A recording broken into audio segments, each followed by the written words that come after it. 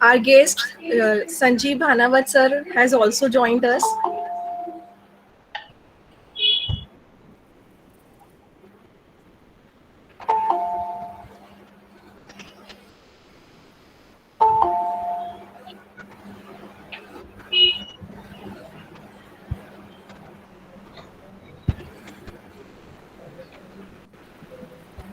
नमस्कार Bhanawat sir, welcome on this occasion. नमस्कार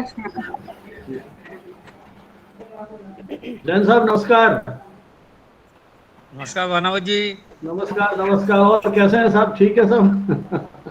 बस चल रहा है साहब, अभी तो ईश कृपा बनी हुई है। अरसे बाद दर्शन हो रहे हैं आभासी मंच पे। क्या करें सर, टोटली बंद हो गए घर में। ये जी सुरेश जी भी आ गए। सर नमस्कार। जी नमस्कार। नमस्कार सर जी, नमस्कार जी, नमस्कार। नमस्कार sir, I am doctor Renu Joshi, welcome you on this occasion and thank you so much for sparing time for us. Thanks a lot. धन्यवाद for enabling this meeting with Bhanawat ji and other eminent. नमस्कार sir, मैं अपर्णा शर्मा। नमस्कार नमस्कार, how are you? Fine, thank you sir.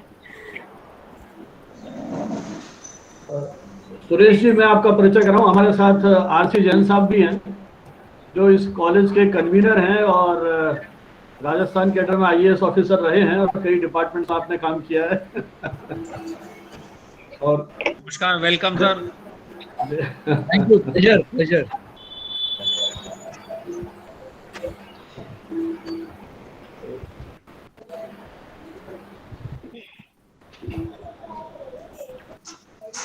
मैं doctor Aparna Sharma, Subodh PG महिला महाविद्यालय परिवार की ओर से आप सभी का हार्दिक स्वागत एवं अभिनंदन करती हूँ। महाविद्यालय के संयोजक आदरणीय श्री आरसी जैन साहब, महाविद्यालय की प्राचार्य सम्मानीय डॉक्टर रेणु जोशी मैम, महाविद्यालय की उप प्राचार्य डॉक्टर इंदु शर्मा मैम,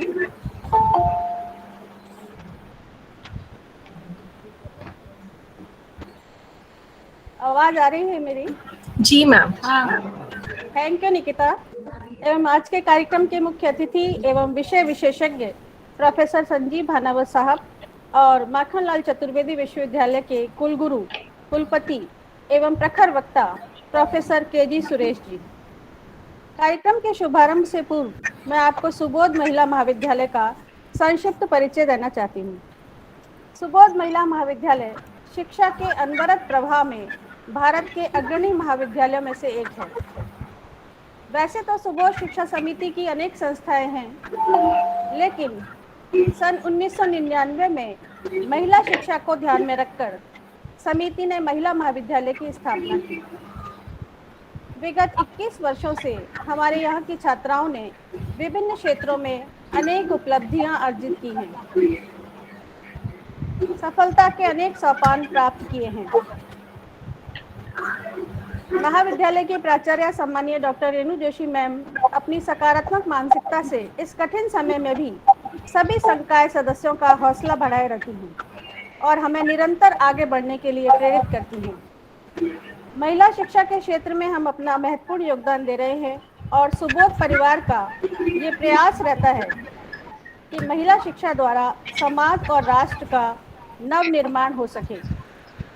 आइए देखते हैं एक झलक।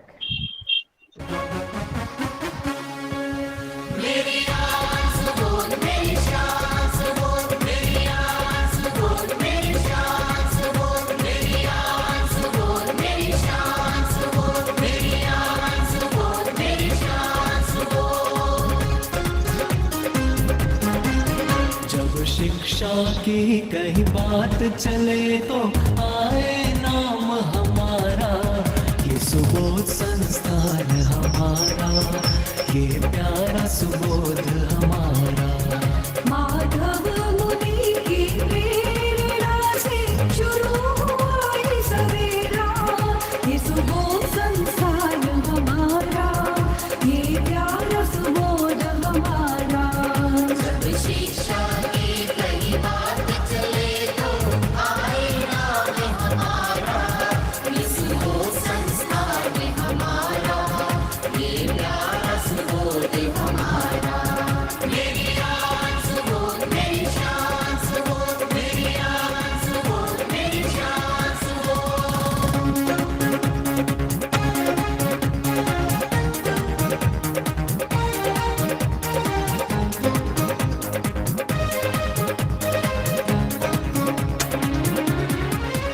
एक संस्था से शुरू हुआ सफर, कई संस्थाओं पर पहुंचा। Subodh, Subodh, Subodh, Subodh.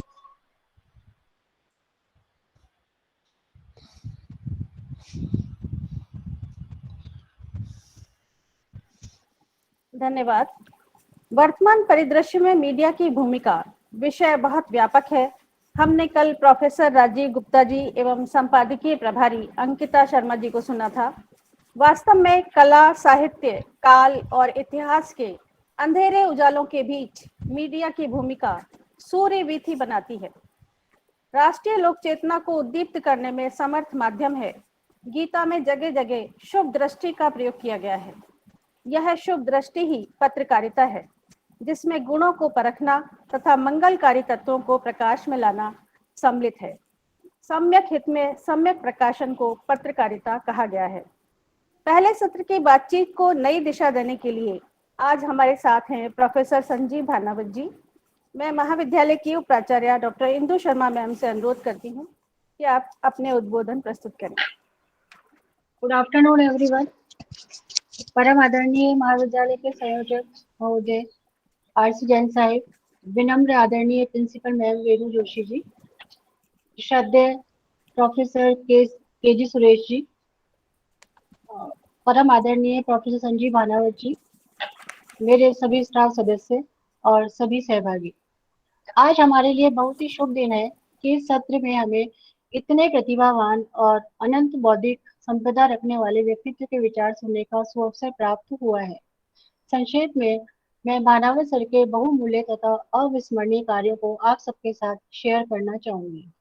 Professor doctor Sanjeev Bhanawat centre for mass communication and निदेशक सेंटर फॉर जैन स्टडीज तथा राजस्थान विश्वविद्यालय जयपुर पत्रकारिता और जनसंचार के क्षेत्र में एक पेशेवर शिक्षक और लेखक हैं। प्रोफेसर भानावत को राज्य में मीडिया शिक्षा के विकास और वास्तुकार के रूप में जाना जाता है। आपने पीएचडी डिग्री के लिए 25 शोधार्थियों का मार्गदर्शन किया है। आप सीनेट के सदस्य, अकादमिक परिषद और राजस्थान विश्वविद्यालय के पाठ्यक्रमों की समिति के संयोजक भी हैं। भानावत सर अभी तक कई शैक्षणिक संस्थानों और विश्वविद्यालयों से जुड़े रहे हैं। आपको राजस्थान साहित्य अकादमी उदयपुर से राधा कृष्ण खेतान गोल्ड मेडल व राजस्थान साहित्य सोमनेश जोशी प्रथम कृति जैसे विभिन्न पुरस्कारों से सम्मानित किया गया है। प्रोफेसर भानावत विभिन्न अखबारों, पत्रिकाओं और शोध पत्रिकाओं के लेख और शोध पत्रों के नियमित योगदान करता है। आपने पत्रकारिता और जनसंचार से संबंधित लगभग 30 पुस्तकों का संपादन और लेखन किया है। 1989 से 1996 तक राजस्थान विश्वविद्यालय के संचार ब्यूरो के निदेशक भी आप रहे हैं। आपने 200 से अधिक राष्ट्रीय व अंतर्राष्ट्रीय संगोष्ठियों में भाग लिया है।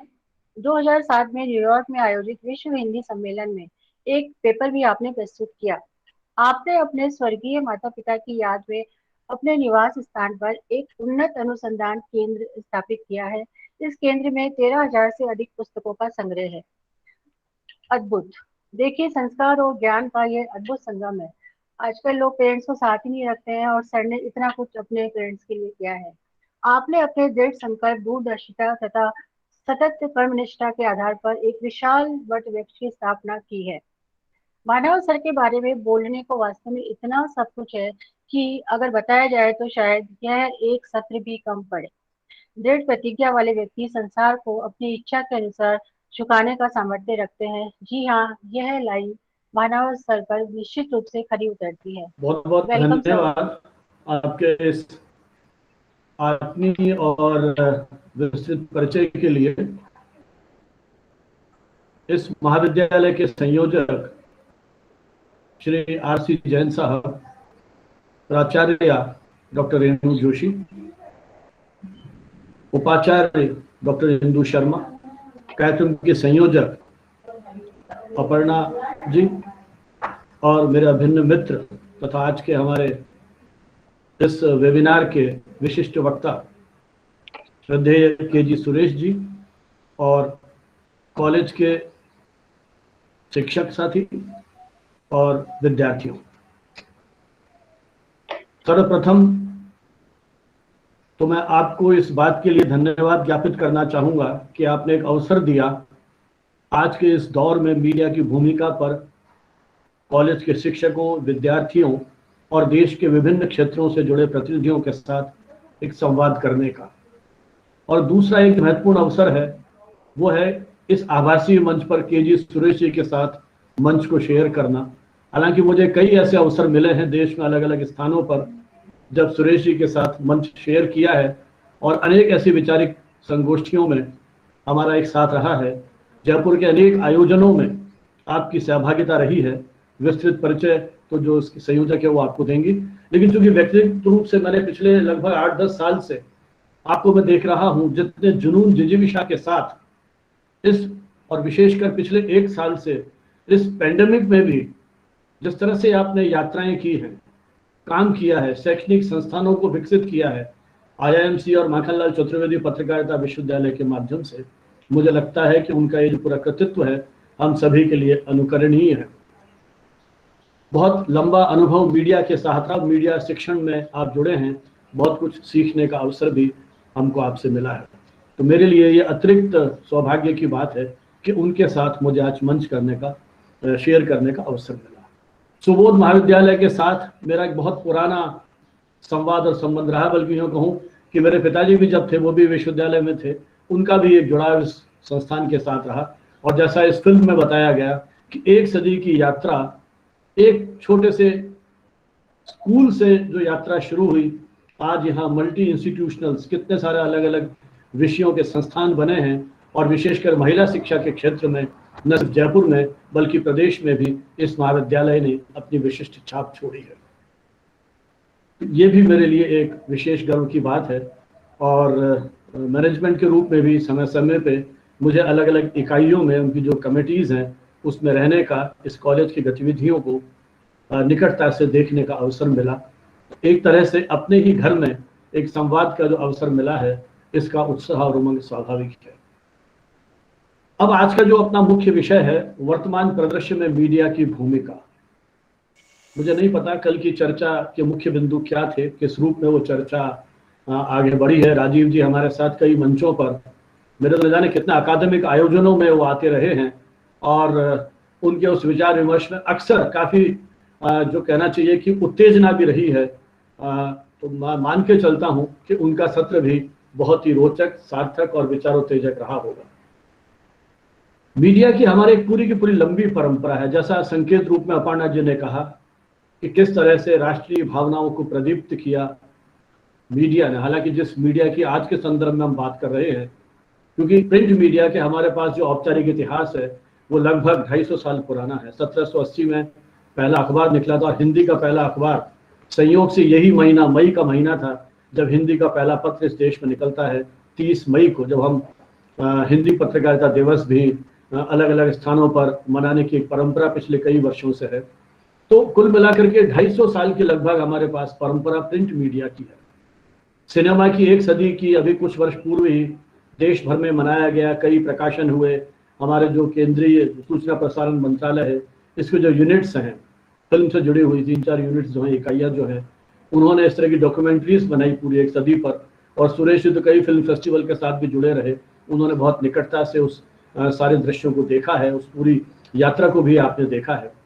तो लगभग 1 सदी की यात्रा सिनेमा की और इतनी ही बड़ी यात्रा रेडियो की रही हमारे साथ, चाहे वो आकाशवाणी से शुरू हुई हो और अब जब 95 के आसपास जब प्राइवेट प्लेयर्स की एंट्री होती है, उसके बाद आकाशवाणी नहीं कई रेडियो चैनल्स हमारे साथ आए। और सेम स्थिति टेलीविजन के साथ रही। लगभग 80 साल की पूरी यात्रा जो हमारी है दूरदर्शन और प्राइवेट चैनल्स की, वो हमारे साथ है। और जो नया माध्यम अभी उभरा है डिजिटल मीडिया, जिसको लेकर के काफ़ी आलोचना प्रत्यालोचनाएं और फेक न्यूज़ और कई तरह के नए नए शब्द हमारे शब्दकोश में जुड़ते चले गए। लगभग 2 दशक की इस यात्रा को मानी। तो मैं बात करूंगा इस 250 साल की परंपरा से लेकर के 2 दशक पूर्व की जो हमारी पूरी यात्रा है, इसने विशेषकर आज के दौर में, क्योंकि विषय अपर्णा जी ने ठीक कहा कि बहुत विस्तृत और व्यापक है, और मीडिया शब्द भी अपने आप में बहुत सारे जो उसके संदर्भ है उनको समेटे हुए हैं। तो इतने संक्षिप्त समय पर बहुत व्यापक परिदृश्य की चर्चा अपन नहीं कर सकते, लेकिन सूत्र रूप में इस बात में कोई दो राय नहीं कि जब हमारे पास सीमित संसाधन थे, अखबारों की प्रसार संख्या बहुत सीमित थी, और साक्षरता अभी भी ये देश 100% साक्षरता की श्रेणी में नहीं पहुंचा है। लगभग 70-75% के आसपास हमारी साक्षरता आज़ादी के लगभग 7.5 दशकों के बाद है। लेकिन उस दौर में, आज़ादी से पहले की बात कर रहा हूं, जब मुश्किल से 4-5% साक्षर लोग होते थे, अखबारों की संख्या कुछ 100 से कुछ 1000 तक थी। उस दौर में समाचार पत्रों ने एक विचार को आगे बढ़ाया। इस देश का पहला अखबार एक अंग्रेज ने निकाला था, जेम्स ऑगस्टस हिक्की ने।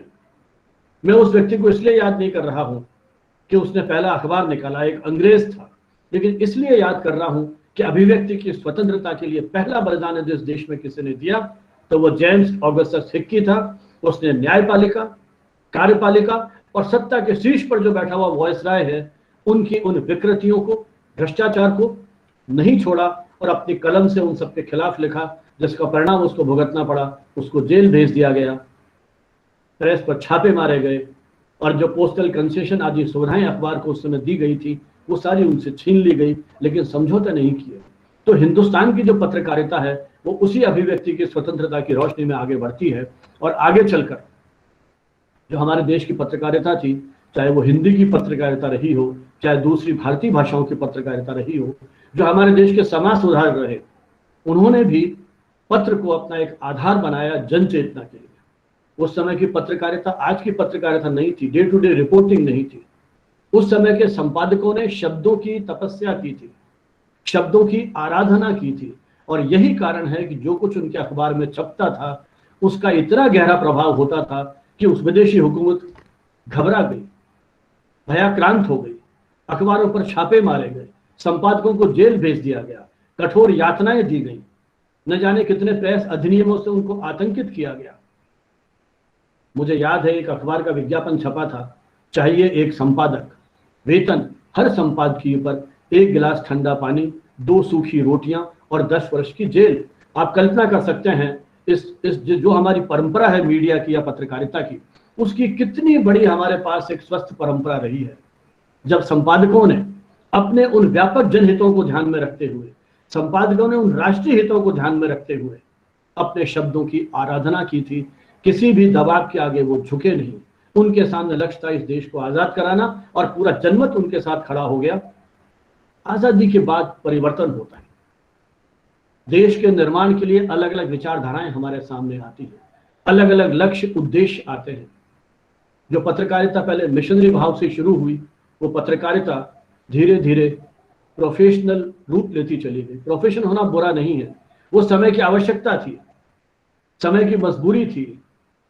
गांधी ने भी बड़े बड़े समूहों का सहयोग लिया था समाचार पत्रों को निकालने के लिए, लेकिन समझौते नहीं किए। गांधी उस समय, गांधी जैसा व्यक्ति कह सकता था कि समाचार पत्रों को बिना विज्ञापनों के अपने अखबार निकालने चाहिए।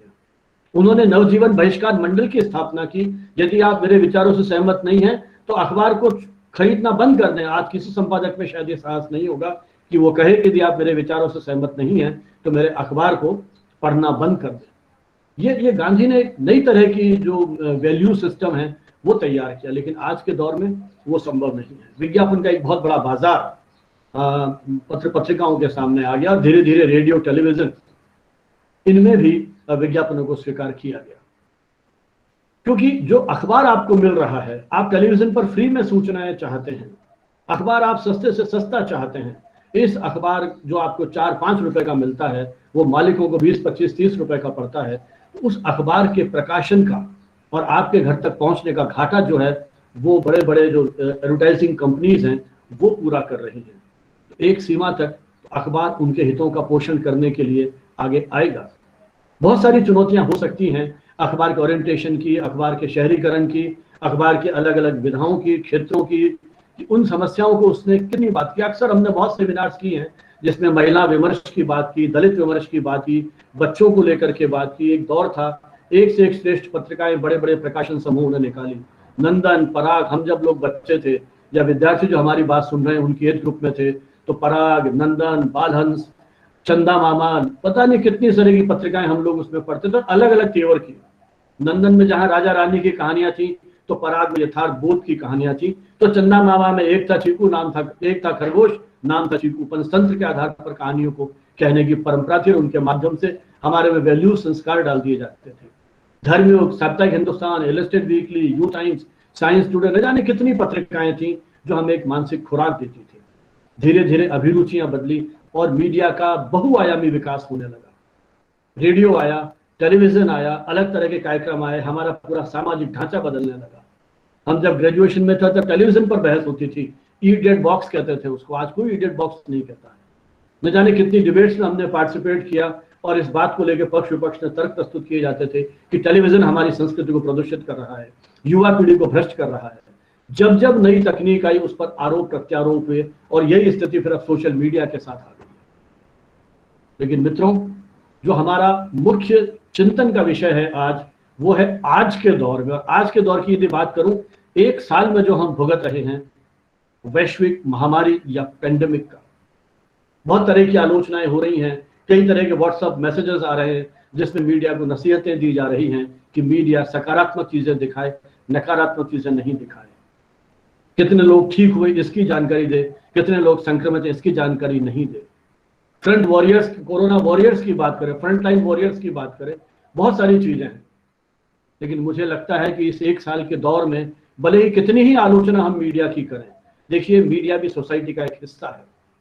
जब हमारे समाज के हर क्षेत्र में अवमूल्यन हुआ है, चाहे वो राजनीति है, शिक्षा जिसमें हम लोग जुड़े हुए हैं बरसों से, उसमें भी मूल्यों का कहीं ना कहीं ह्रास हुआ है। तो जिस सोसाइटी में लोकतांत्रिक जीवन पद्धति में मूल्यों का क्षरण हुआ है, वहां मीडिया भी उसी सोसाइटी का हिस्सा है। हो सकता है उसके साथ भी कुछ इस तरह की चुनौतियां हों। लेकिन आप कल्पना कीजिए पिछले साल मार्च का दौर, जब हम एक अजीब से डर से आतंकित थे, घर से बाहर निकलते हुए भयभीत रहते थे, दरवाजे के हाथ लगाया हम कोरोना संक्रमित हो जाएंगे, कुछ नहीं पता था इस अज्ञात शत्रु का सामना कैसे करें। रोज नई नई शोध हो रही है, कभी आ रहा है 3 लेयर का मास्क पहनिए, कभी आ रहा है कि N95 का मास्क पहनिए, पता नहीं किस किस तरह की बात की जा रही है। मुझे लगता है कि उस दौर में मीडिया की एक बहुत ही प्रभावी और सकारात्मक भूमिका रही है हमारे उस मनोबल को बनाए रखने में। संचार माध्यमों ने, आप कल्पना कीजिए जब हम घर से निकलने में डर रहे थे, उस समय हमारे ये मीडिया कर्मी अपने जो उनके सोर्स हैं, क्रेडिबल सोर्स हैं, ठीक है, उस समय सरकारी अधिकारी उनके मुख्य स्रोत थे, लेकिन उस समय सरकारी अधिकारियों को एक्सेस करना भी कितनी बड़ी बात होती थी। आपको याद हो तो टेलीविजन पर शाम को 4 बजे प्रेस कॉन्फ्रेंस आती थी जिसमें ICMR के प्रतिनिधि होते थे, मंत्रालय के, गृह मंत्रालय के प्रतिनिधि होते थे, और वो लोग मीडिया को जानकारी देते थे कि देश में कोरोना को लेकर के क्या स्थिति है। तो उस दौर में जागरूकता पैदा करने के लिए हमारे इन मीडिया कर्मी मित्रों ने एक तरह से अपनी जान की बाजी लगा करके, आए दिन फेसबुक व्हाट्सएप पे मैं अभी तक देख रहा हूं, हमारे जाने कितने मित्रों ने जो मीडिया के क्षेत्र में काम कर रहे हैं, कितने विद्यार्थियों ने अपनी जीवन का बलिदान दे दिया। बहुतों को तो आप भी जानते होंगे जो पॉपुलर नाम है, जिनको आप रोज टीवी के पर्दे पर देखते हैं। लेकिन ऐसे बहुत सारे लोग हैं जो उन छोटे छोटे अखबारों में काम कर रहे हैं, प्रादेशिक अखबारों में काम कर रहे हैं। उनके परिवार की क्या स्थिति है, क्योंकि ऐसा तो है नहीं कि मीडिया कर्मी कोई बिल्कुल इम्यून हो गया इन सारी चीजों से, नहीं। मीडिया के सामने कोई गाइडलाइन नहीं थी उस दौर में। देखिए प्राकृतिक आपदाएं बरसों से आती रही है, भूकंप आए, तूफान आए, वहां भी मीडिया कर्मी जा रहे हैं, लेकिन उसका एक बेसिक जानकारी है कि जब तूफान आएगा तब किस तरह की रिपोर्टिंग करनी है, घायलों को कौन सा अस्पताल में पहुंचाया गया, कितने लोग की मृत्यु हुई, सरकार किस तरह के रिलीफ मेजर्स उठा रही है, ये सारी जानकारी मीडिया किसी न किसी रूप में दे रहा है। हेल्पलाइन कौन सी बनाएगी। लेकिन जब ये कोविड का प्रकोप हुआ और मार्च 2020 में जब WHO ने इसे वैश्विक महामारी घोषित कर दिया, उस दौर में इन्हीं आपके टीवी चैनल्स ने, जिनकी हम आलोचना करते रहे हैं, इन्हीं टीवी चैनल्स ने दुनिया भर के चिकित्सकों को इस मंच पर ला करके बिठाया।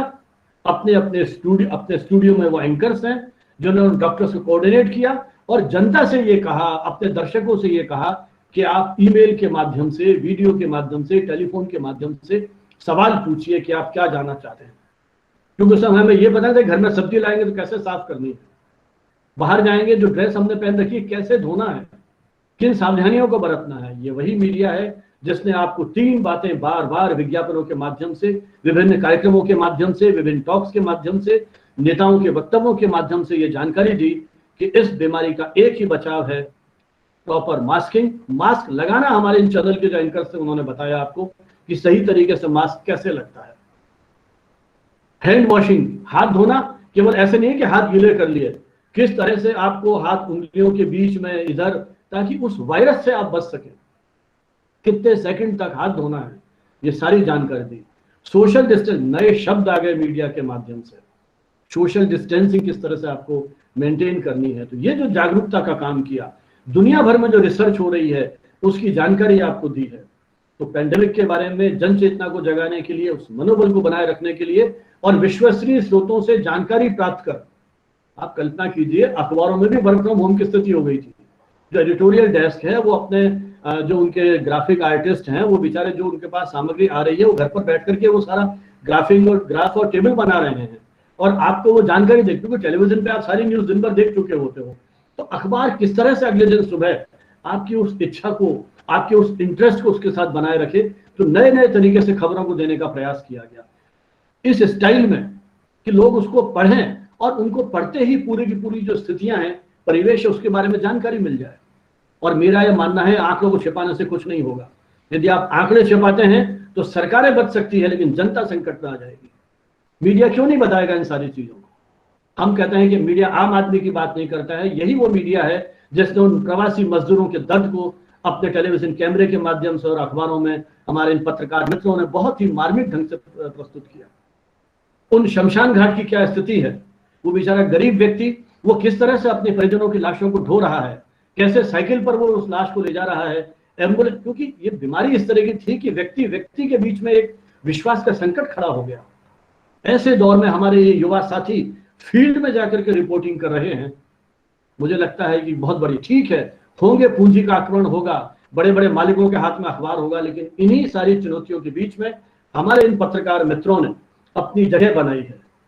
नौकरियां चली गई क्योंकि विज्ञापन का बिजनेस, विज्ञापन का जो लाखों करोड़ों रुपए का बिजनेस है, और सौभाग्य दुर्भाग्य से ये सारा जो बहुत बड़ा हिस्सा विज्ञापनों का गूगल और फेसबुक जैसी कंपनियां हैं उन्होंने हथिया लिया, क्योंकि डिजिटल मीडिया के दौर में हम पहुंच गए हैं। हर क्षण आपको अपडेट रखता है। ये जो मोबाइल नाम का यंत्र आपके हाथ में आ गया है, ये हर क्षण आपको, आप देखिए ना अखबारों के वेबसाइट एडिशन है, कहीं घटना घटी तुरंत आपके पास आ जाती है। अब वो समय चला गया जब हम सुबह अखबार की आतुरता से प्रतीक्षा करते थे, जब तक हॉकर नहीं आता था अंदर बाहर होते रहते थे। अब वो दौर नहीं है, हमारे पास बेसिक जानकारियां सारी हैं, लेकिन फिर भी अखबार को पढ़ने का अपना एक एडिक्शन है, एक नशा है। डिजिटल एडिशन होने के बावजूद अखबार, अभी 3 दिन पहले मैंने खबर पढ़ी, एक सर्वे किया गया जिसमें यह कहा गया कि अखबार अभी भी क्रेडिबल माध्यम है, विश्वसनीय माध्यम है। तो उस इन क्षेत्रों में काम करने वाले पत्रकारों ने जिस तरह से काम किया, मैं तो उनको साधुवाद दूंगा, अभिनंदन करूंगा कि उन्होंने अपनी नौकरी खोते हुए, तनख्वाहें कम कर दी गई, वेतन कम कर दिए गए। मुझे नहीं लगता है कि हमारे बड़े बड़े हाउस जो हैं, बड़े बड़े जो समूह हैं, उनके लिए कोई बहुत बड़ी बात थी। साल 6 महीने इन पत्रकारों को जिन्होंने सुख दुख में उनका साथ दिया, वो उनको पूरे वेतन पर रख सकते थे, लेकिन नहीं। यार उनकी इकोनॉमिक्स वो जाने, लेकिन उन्होंने सैलरीज कम की, सैलरीज रोक दी, इंक्रीमेंट नहीं दिए, और एक शाम को मेल आता है कि कल से आपकी सेवाएं नहीं है, 1 महीने की, 2 महीने की, जैसा उनका कॉन्ट्रैक्ट था उसके हिसाब से तनख्वाहें देकर के नौकरी से निकाल दिया गया। बहुत सारे अनुभव मेरे पास इस तरह के हैं, लेकिन मीडिया से कुछ अपेक्षाएं भी यहाँ हैं। पहली बात तो मुझे लगती है कि मीडिया रिपोर्टिंग जब भी हो, जब भी हम कोई जानकारी दें, तो सबसे बड़ी बात यह है कि हम उसका पूरा सोर्स देना चाहिए। मान लीजिए ये खबर आती है कि ये वायरस हवा में है, तो हमें ये जानकारी होनी चाहिए कि ये कौन से जर्नल में छपा है। उस मेडिकल जर्नल जो है, इंटरनेशनल लेसेंट की बात हम करते हैं, उसमें ये खबर आई थी, लेकिन उसके पहले भी कुछ इस तरह की खबरें आई थी। तब मुझे याद है एक टीवी चैनल के प्रोग्राम में हमारे ही वैज्ञानिकों ने सवाल उठाया था कि आपने जो सैंपल लिया है वो कहाँ से लिया है। यदि आपने वो सैंपल हॉस्पिटल का लिया है तो वहां तो आपको हवा में वायरस मिलेंगे ही मिलेंगे, लेकिन क्या आपने वो सैंपल 1 किलोमीटर 2 किलोमीटर दूर जहां उसका असर नहीं है वहां भी लिया है? क्या वहां पर वो वायरस मिला है? यदि नहीं मिला है तो ये दावे कितने सही हैं, कितने गलत हैं, ये सवाल भी मीडिया ने उठाया। तो पहली चीज तो यह है कि जब हम ऐसी कोई खबर छापते हैं तो उसके स्रोत का पूरा हवाला होना चाहिए। रिसर्च की मेथोडोलॉजी क्या थी, कितने सैंपल लिए गए, किस तरह से उसका एनालिसिस किया गया, पूरी जानकारी होनी चाहिए। केवल मात्र सूचना देकर के, जानकारी देकर के हम उस खबर के साथ न्याय नहीं कर सकते। फिर आता है वोकैबुलरी। देखिए, मीडिया का जो पाठक है, अखबार का पाठक है, उसकी ऑडियंस है, टेलीविजन में दर्शक है, रेडियो में श्रोता है और अखबार में उसका पाठक है। और मोबाइल में तो तीनों ताकत है, ऑडियो विजुअल और रीडिंग, तीनों तरह की फैसिलिटी अखबार के पास है, डिजिटल मीडियम के पास है। तो ये जो जिस तरह का माध्यम है उसको ध्यान में रखते हुए जिस तरह की रिपोर्टिंग की जा रही है, उनमें शब्दों का प्रयोग क्या किया जा रहा है। देखिए, हमारे यहाँ एक एपी है, associated press, international news agency है, उसने एक स्टाइल बुक निकाली है। स्टाइल बुक का मतलब होता है कि किसी घटना विशेष पर, संदर्भ विशेष पर हम किस तरह के शब्दों का प्रयोग करेंगे। छोटा सा उदाहरण देता हूं आपको। कई अखबारों में लिखा ग्लोबल पेंडेमिक। अब ये ग्लोबल पेंडेमिक का मतलब ही यही है कि जो बीमारी वैश्विक समुदाय में फैल गई है। तो ग्लोबल का मतलब नहीं है कोई एपिडेमिक है, वो स्थानीय स्तर पर है। तो ग्लोबल पेंडेमिक व्याकरण की दृष्टि से ठीक नहीं है। तो ये मीडिया पर जिम्मेदारी है कि वो शब्दों का सही प्रयोग करे। इसी तरह से क्वारंटाइन और आइसोलेशन, मैं कई बार देखता हूं चैनल्स में, अखबारों में कि फलाने राज्य के मुख्यमंत्री कोरोना पॉजिटिव पाए गए और उन्होंने अपने आप को क्वारंटाइन कर लिया है। जहां तक मैंने पढ़ा है, जो मेरी समझ है, क्वारंटाइन व्यक्ति तब होता है जब उसको आशंका है, मैं बाहर से आया हूं, अब राजस्थान सरकार मुझे क्वारंटाइन करेगी क्योंकि कंफर्म नहीं है कि मैं कोरोना पॉजिटिव हूं कि नहीं। एक प्रिकॉशनरी, सावधानी के लिए उन्होंने ये कदम उठाया है। तो आइसोलेशन, जब आप संक्रमित हो जाते हैं, कोई भी व्यक्ति संक्रमित हो जाता है, तब उसको आइसोलेट किया जाता है। तो ये छोटी छोटी तकनीकी चीजें हैं जिनको हमको ध्यान में रखना होगा। जनसत्ता जैसे अखबार, उन्होंने बड़ी अच्छी हिंदी बनाई, वो कहीं नहीं लिखते लॉकडाउन, तालाबंदी या पूर्णबंदी शब्द का प्रयोग कर रहे हैं। एकांतवास, आइसोलेशन का लिख रहे हैं वो एकांतवास शब्दों का प्रयोग होगा, क्योंकि अब कई बार नहीं समझ में आता है कि रेड जोन का क्या मतलब है, कंटेनमेंट जोन का क्या मतलब है, बहुत सारी चीजें हैं। लेकिन उस दौर में जब स्पोर्ट्स एक्टिविटीज बंद हो गई, उस दौर में जब बिजनेस एक्टिविटीज ठप हो गई, जिस दौर में हवाई जहाज उड़ने बंद हो गए, जिस दौर में ट्रेनें चलनी बंद हो गई, जिस दौर में घर से बाहर निकलना बंद हो गया, हमारी इकोनॉमिक एक्टिविटीज बंद हो गई, टोटल स्लो डाउन हो गया, उस दौर में सूचनाओं को, बल्कि यूं कहूं कि विश्वसनीय सूचनाओं को देने का काम इस मीडिया ने किया है। और अब बात मैं थोड़ा संक्षेप में करूंगा। सोशल मीडिया की कितनी ही आलोचना कीजिए आप, फेक न्यूज बहुत बड़ी चुनौती है। तो मेरा तो निवेदन, विशेषकर हमारी जो युवा पीढ़ी है, जो विद्यार्थी जुड़े हुए हैं, इनसे मेरा अनुरोध है कि वो व्हाट्सएप पर आने वाले मैसेजेस पर जब तक कि वो कंफर्म नहीं हो, कतई विश्वास नहीं करें और उनको फॉरवर्ड करते समय संयम बरतें जब तक आप आश्वस्त नहीं होते हैं। क्योंकि आपने देखा होगा कई बड़े बड़े पत्रकारों ने अभी हमारे सुमित्रा महाजन जी को जीते जी मार दिया, बाद में क्षमा याचना करनी पड़ी। तो आप उस हड़बड़ाहट में मत रहिए जब तक चीजें कंफर्म नहीं हो। कितने वीडियोस कोरोना के इलाज के नाम पर प्रसारित किए जा रहे हैं और ये कहा जा रहा है कि WHO ने ऐसा कहा। वेबसाइट देखिए WHO की जाकर, हमारे यहाँ प्रेस इंफॉर्मेशन ब्यूरो की वेबसाइट है जहां इस तरह की फेक न्यूज को आप कंफर्म कर सकते हैं। कई अखबारों ने अपने इस तरह के फेक न्यूज के बारे में प्रोग्राम्स दिए हैं या जानकारी देते हैं। जब तक आप आश्वस्त नहीं है मत फॉरवर्ड कीजिए। लेकिन सोशल मीडिया आम आदमी के हाथ में आया हुआ एक ऐसा मंच है, तो मुझे लगता है कि सूचनाओं का वास्तविक लोकतांत्रिकरण, जिस लोकतंत्र में हम मीडिया की भूमिका की बात करते हैं, आम आदमी की सहभागिता है। अपने दुख दर्द को वो इसके माध्यम से शेयर कर सकता है। आज मैं ट्विटर के माध्यम से देश के प्रधानमंत्री तक अपनी पीड़ा को पहुंचा सकता हूँ, मंत्रियों तक अपनी पीड़ा को पहुंचा सकता हूँ, चीफ मिनिस्टर तक अपनी पीड़ा को पहुंचा सकता हूँ। और इनका ट्विटर अकाउंट हैंडल करने वाली बाकायदा इस तरह के डिपार्टमेंट्स बने हुए हैं। अब बहुत सारे उदाहरण आपने पढ़े होंगे। तो आज इस सोशल मीडिया जो एक मुफ्त में, लगभग मुफ्त में आपके हाथ में मंच आया है, कितनी बड़ी ताकत आपको दे दी है। इसलिए मैं तो साधु, देखिए चुनौतियां हर जगह है। जब गाड़ियां बनी थी, सड़क पर आए थे, दुर्घटना होगी ये अंदेशा शायद लोगों को नहीं होगा, दुर्घटनाएं होने लगी, हमने उसके लिए सतर्कता बरतनी शुरू की। भारत सरकार ने गाइडलाइंस जारी की, ओटीटी जैसे प्लेटफॉर्म आ गए, अमेजन प्राइम, नेटफ्लिक्स, हॉटस्टार, कितनी तरह के प्लेटफॉर्म्स आपको मिल रहे हैं जहां नई तरह के प्रोग्राम्स आ रहे हैं। अब किसी एक माध्यम का आधिपत्य नहीं है। आप यूट्यूब ब्रॉडकास्ट योरसेल्फ, आज मैंने अपना यूट्यूब चैनल बना रखा है, आप में से बहुत सारे मित्रों ने अपने यूट्यूब चैनल बना रखे होंगे। 2-2, 3-3 मिनट के वीडियोस बना करके टेक्नोलॉजी इतनी यूजर फ्रेंडली हो गई है कि आज इसका उपयोग कर सकते हैं आप। बड़े बड़े कैमरे की जरूरत नहीं है आपको, आपके पास टेक्नोलॉजी इतना यूजर फ्रेंडली है कि आप 2-3 मिनट में। इसलिए मेरा मानना है कि जब सृजनात्मक प्रतिभा के लोग इन माध्यमों में आएंगे, बहुत अच्छे वीडियोस, कैसे इस बीमारी का सामना करें, कैसे अपने मनोबल को बढ़ाए रखें, यूट्यूब ने बहुत बड़ा मंच हमें दिया है। फिर बहुत सारे चैलेंजेस बच्चों के साथ, घर में अकेला बच्चा है, चाइल्ड अब्यूज की प्रॉब्लम्स आ रही हैं, डोमेस्टिक वायलेंस की प्रॉब्लम, कितनी तरह की चुनौतियों को हम जूझ रहे हैं। ये वही मीडिया है, सोशल मीडिया है, जहां पर व्यक्ति अपनी बात कह सकता है। आपके अपने ब्लॉग्स हैं जहां पर आप बात कह सकते हैं, इंस्टाग्राम, फोटोग्राफ के माध्यम से। मेरे एक मित्र हैं, उन्होंने बड़ा अच्छा एक रिपोर्ट लिखी थी अभी श्याम माथुर जी ने। एक फोटो उन्होंने ढूंढा बहुत पुराना, जिसमें एक गिद्ध, ये साउथ अफ्रीका में जब अकाल की स्थिति आई थी, वो एक बिल्कुल कृशकाय बच्चा जो बिल्कुल मरणासन्न था। उस फोटो को बाद में पुलित्जर अवार्ड भी मिला, अमेरिकन जर्नलिज्म का हाईएस्ट अवार्ड पुलित्जर के नाम से चलता है। जो वो गिद्ध प्रतीक्षा कर रहा था कि इस बच्चे की जब मृत्यु हो तब मैं इस पर झपट्टा मारूं, तो उन्होंने इसको प्रतीक बनाया कि वो गिद्ध जीवित इंसानों पर आक्रमण नहीं कर रहा है, लेकिन हम लोग इस कालाबाजारी पर उन्होंने कमेंट किया कि किस तरह से ये जो कालाबाजारी हो रही है इंजेक्शंस की, दवाओं की, बेड की, ऑक्सीजन की, तो हम शायद उस गिद्ध से भी गए बीते हो गए।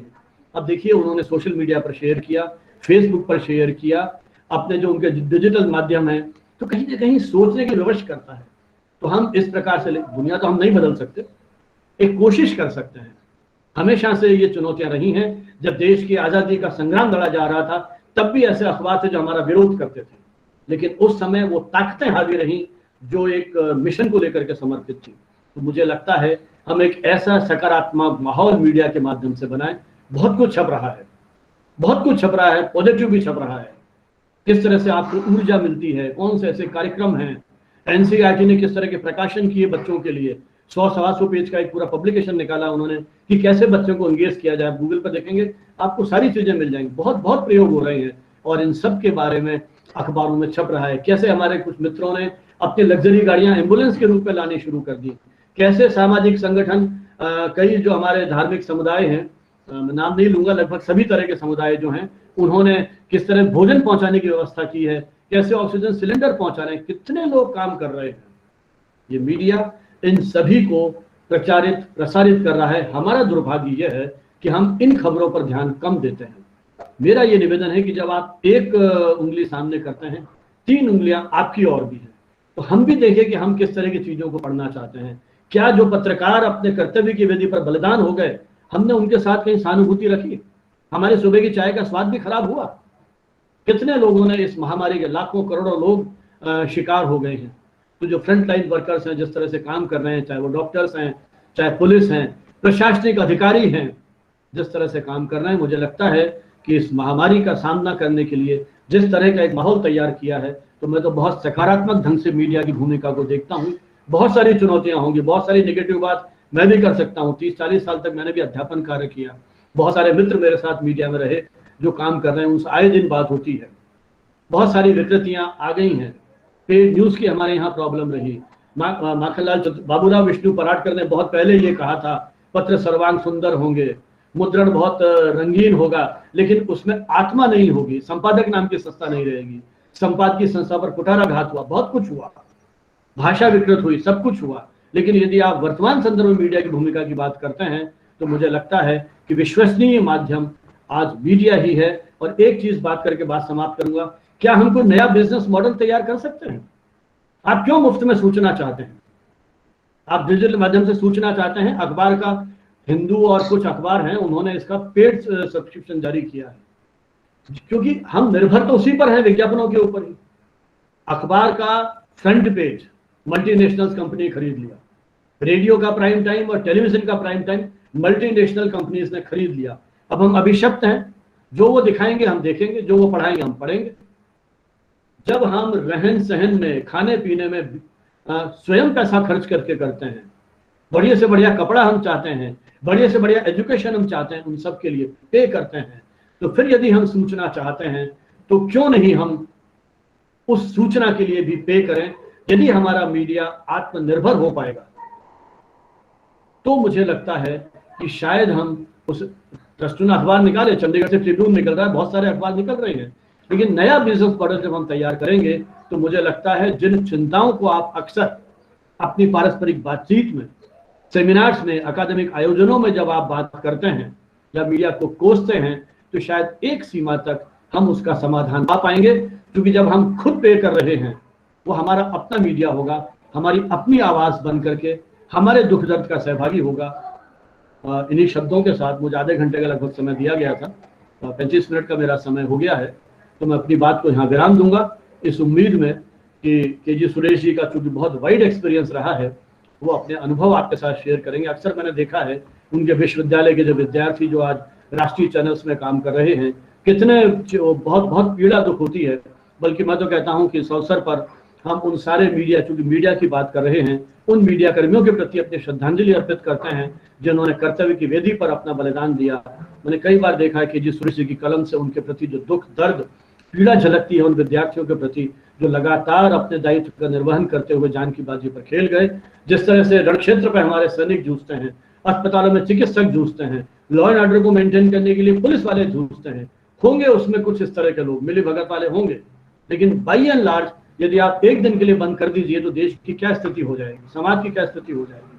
तो पॉजिटिव सोचिए और मीडिया जिससे आप सही सूचनाएं चाहते हैं उसको सही अंदर संदर्भों में उनकी उन लिमिटेशंस को समझते हुए हम इनसे कुछ अपेक्षाएं करें। इन्हीं शब्दों के बाद संभव होगा बातचीत। जब ये चर्चा का समय आएगा तो इस प्रश्नों पर हम और विस्तार से बात करेंगे। आपने मुझे मेरी बात को सुना, इतना समय दिया, बहुत बहुत धन्यवाद। जय हिंद, जय भारत।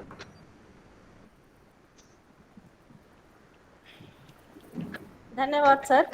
आपके सरल और सहज व्यक्तित्व के आगे हम नतमस्तक हैं। आपने विषय का बहुत ही अच्छा मंथन किया। वास्तव में सम्यक हित में सम्यक प्रकाशन को ही पत्रकारिता कहा जा सकता है। असत्य, अशिव, असुंदर पर सत्यम शिवम सुंदरम की शंख ध्वनि ही पत्रकारिता है। मैं महाविद्यालय की प्राचार्य सम्मानीय डॉक्टर रेणु जोशी मैम से आग्रह करती हूँ कि आप धन्यवाद स्वरूप कुछ शब्द कहें। मैं प्रोफेसर संजीव भानावत साहब का बहुत तहे दिल से आभार व्यक्त करती हूँ। और ये हमारा बहुत हम भाग्यशाली हैं कि उन जैसे प्रेरक व्यक्ति को हमको सुनने का आज मौका मिला। और उन्होंने पराग, नंदन और उन सारी छोटी छोटी किताबों को जिनमें हमारा बचपन गुजरा, उन्होंने हमारे बचपन की याद दिला दी। धर्मयुग, साप्ताहिक हिंदुस्तान, जिनके हम रेगुलरली हम उनको पढ़ते थे, और उनको उनकी याद दिलाकर वो हमें हमारा बचपन की याद दिला दी। और इतना मीडिया की सकारात्मक भूमिका के बारे में जो उन्होंने हमें बताया, ये वास्तव में सही है कि इस पैंडेमिक के अवसर में जब हम एक दूसरे से मिल नहीं पा रहे हैं तो एक मीडिया ही है जो हम सब लोगों को जोड़े हुए है और जिसके माध्यम से हम बात कर रहे हैं। तो एक तरह से मीडिया अभी पैंडेमिक के इस अवसर पर हमारे लिए एक लाइफलाइन के जैसे है कि छोटी छोटी जो बहुत महत्वपूर्ण जानकारियां हैं, हम मीडिया के द्वारा हमें तुरंत ही टीवी के माध्यम से, मोबाइल के माध्यम से और विभिन्न सोशल मीडिया के माध्यम से मिल जाती है। और सोशल मीडिया से ही बहुत सारे लोग एक दूसरे की मदद कर रहे हैं। मैं खुद पर्सनली मैं महसूस कर रही हूँ कि कभी कभी हमारे पास ऐसे मैसेज आते हैं कि किसी को ब्लड की आवश्यकता है, किसी को प्लाज्मा की आवश्यकता है, किसी को ऑक्सीजन सिलेंडर की आवश्यकता है, और बहुत ही कम समय में ग्रुप वाले जितने भी मेंबर्स हैं वो उनकी मदद कर रहे हैं। तो ये मीडिया एक तरह से एक बहुत ही सकारात्मक भूमिका इसमें निभा रहा है। और इसलिए और सर ने उस भूमिका को, मीडिया की भूमिका को जिस विस्तृत हमें जानकारी दी, जितनी रोचक रूप से दी और इतनी महत्वपूर्ण जानकारी के लिए मैं सर का तहे दिल से धन्यवाद करती हूँ। धन्यवाद सर। कभी मौका मिला तो हम आपको प्रत्यक्ष रूप से भी सुनेंगे और ये हमारे लिए बहुत ही गौरव का विषय है। धन्यवाद।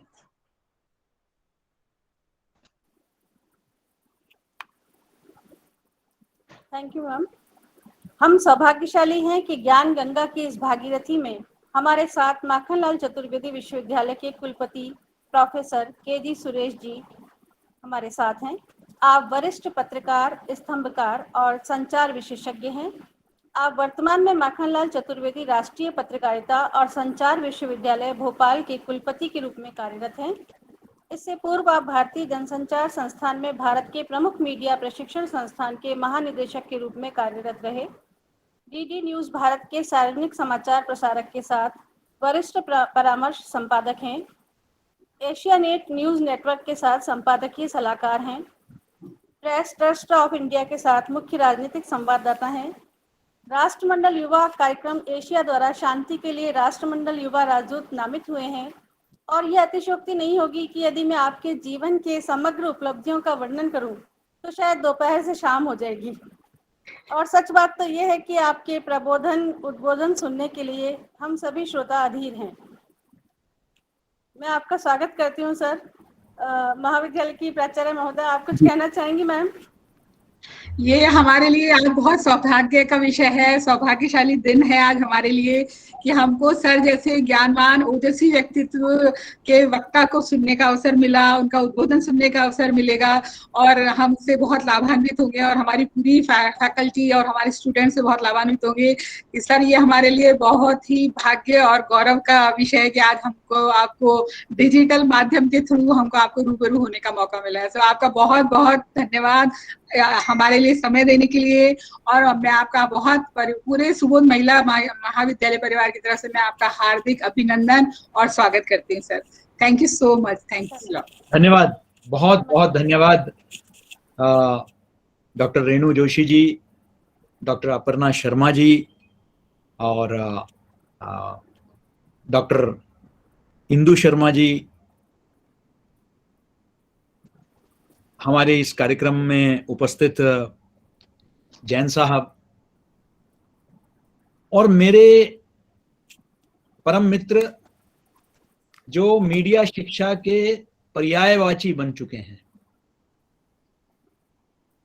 जिनको हम अक्सर मीडिया शिक्षण में वन मैन आर्मी समझते हैं, जिन्होंने अपने बलबूते पर देश के एक प्रमुख विश्वविद्यालय का पूरा एक विभाग को चलाया और अनेकों पुस्तकें लिखी और आज भी उसी जुझारूपन के साथ, उसी लगाव के साथ कम्युनिकेशन टुडे जैसे जर्नल, शायद ही कोई पत्रिका मीडिया के क्षेत्र में लगातार निर्विघ्न 25 वर्ष प्रकाशित होते रहे हैं। ऐसे हमारे युवा मित्र प्रोफेसर संजीव भानावत जी, यहाँ मैं और भी अन्य मित्रों को देख रहा हूं, मैं महेश स्वामी जी को देख रहा हूं, सुनील शर्मा जी को देख रहा हूं। ज्यादा स्क्रीन बड़ा नहीं है लेकिन जितने दिख रहे हैं, और यहाँ उपस्थित इस कार्यक्रम में सुबोध कॉलेज के जो संकाय सदस्य हैं, शोधार्थी हैं और ये छात्र और अन्य मित्र जो ऑनलाइन से और फेसबुक के माध्यम से जुड़े हुए हैं, आप सभी को सर्वप्रथम विश्व परिवार दिवस की बहुत बहुत शुभकामनाएं। वर्ल्ड फैमिली डे और शायद पहली बार मानवता ने फैमिली के अर्थ को इतना गहराई से समझा, ये इस पैंडेमिक के दौरान लोग समझा। हम लोग तो बोलते रहे हैं लेकिन इसके महत्व को भी, अपने परिवार के महत्व को भी, परिवार शब्द के महत्व को शायद कोरोना ने हमें सिखा दिया। उसका कितना महत्व है। हम सब जितना समय इस कोरोना के समय में हमने अपने परिवारों के साथ बिताया, शायद पहले कभी, मुझे तो याद नहीं बचपन को छोड़कर, लेकिन ये ऐसा समय चल रहा है जो हमें धैर्य भी दे रहा है, हिम्मत भी दे रही है इस संकट का सामना। वैसे तो प्रोफेसर भानावत जी ने जो है पत्रकारिता की शुरुआत से लेकर अभी तक की जो यात्रा रही है, इसको इतने विस्तार से हिक्की के जेम्स ऑगस्टस हिक्की के बंगाल गजेट से लेकर अभी तक की यात्रा को इतनी विस्तृत जानकारी दी है कि बहुत कुछ कहने के लिए रह नहीं गया है। लेकिन मैं प्रयास करूंगा कि कुछ ऐसे आयामों के बारे में भी चर्चा करूं, बगैर दोहराना तो होना ही है क्योंकि दोनों एक ही विषय के विशेषज्ञ हैं। तो मैं प्रयास करूंगा कि कुछ आपके साथ अपने विचार साझा करूं। मैं पूरी तरह सहमत हूं कि ये पूरा विश्व एक बहुत ही कठिन समय का सामना कर रहा है। अभी के आंकड़ों के अनुसार लगभग 200 पत्रकार साथी हम खो चुके हैं इस कोरोना संक्रमण के चलते, और हजारों के तादाद में संक्रमित हुए हैं। और इसलिए शायद 1 दर्जन से ज्यादा राज्य सरकारों ने उनको कोरोना के फ्रंट लाइन वॉरियर्स यानी कि अग्रिम पंक्ति के योद्धा उनको डिक्लेयर कर दिया है, जिसके चलते उनको टीकाकरण में और इलाज में प्राथमिकता दी जा रही है। आज ही मध्य प्रदेश सरकार में माननीय मुख्यमंत्री ने यह घोषणा की कि कोविड से संक्रमित सभी पत्रकार और उनके परिवारों को जो है, उनके सभी परिवारों को हम मुफ्त में इलाज कराएंगे। स्वागत योग्य है। केरल में भी एक पत्रकार के हाल ही में देहांत होने के बाद से काफी प्रदर्शन चल रहे हैं कि वहां भी फ्रंटलाइन वर्कर्स डिक्लेयर किए जाए। हमें उम्मीद है कि जल्दी ही वो भी हो जाएगा।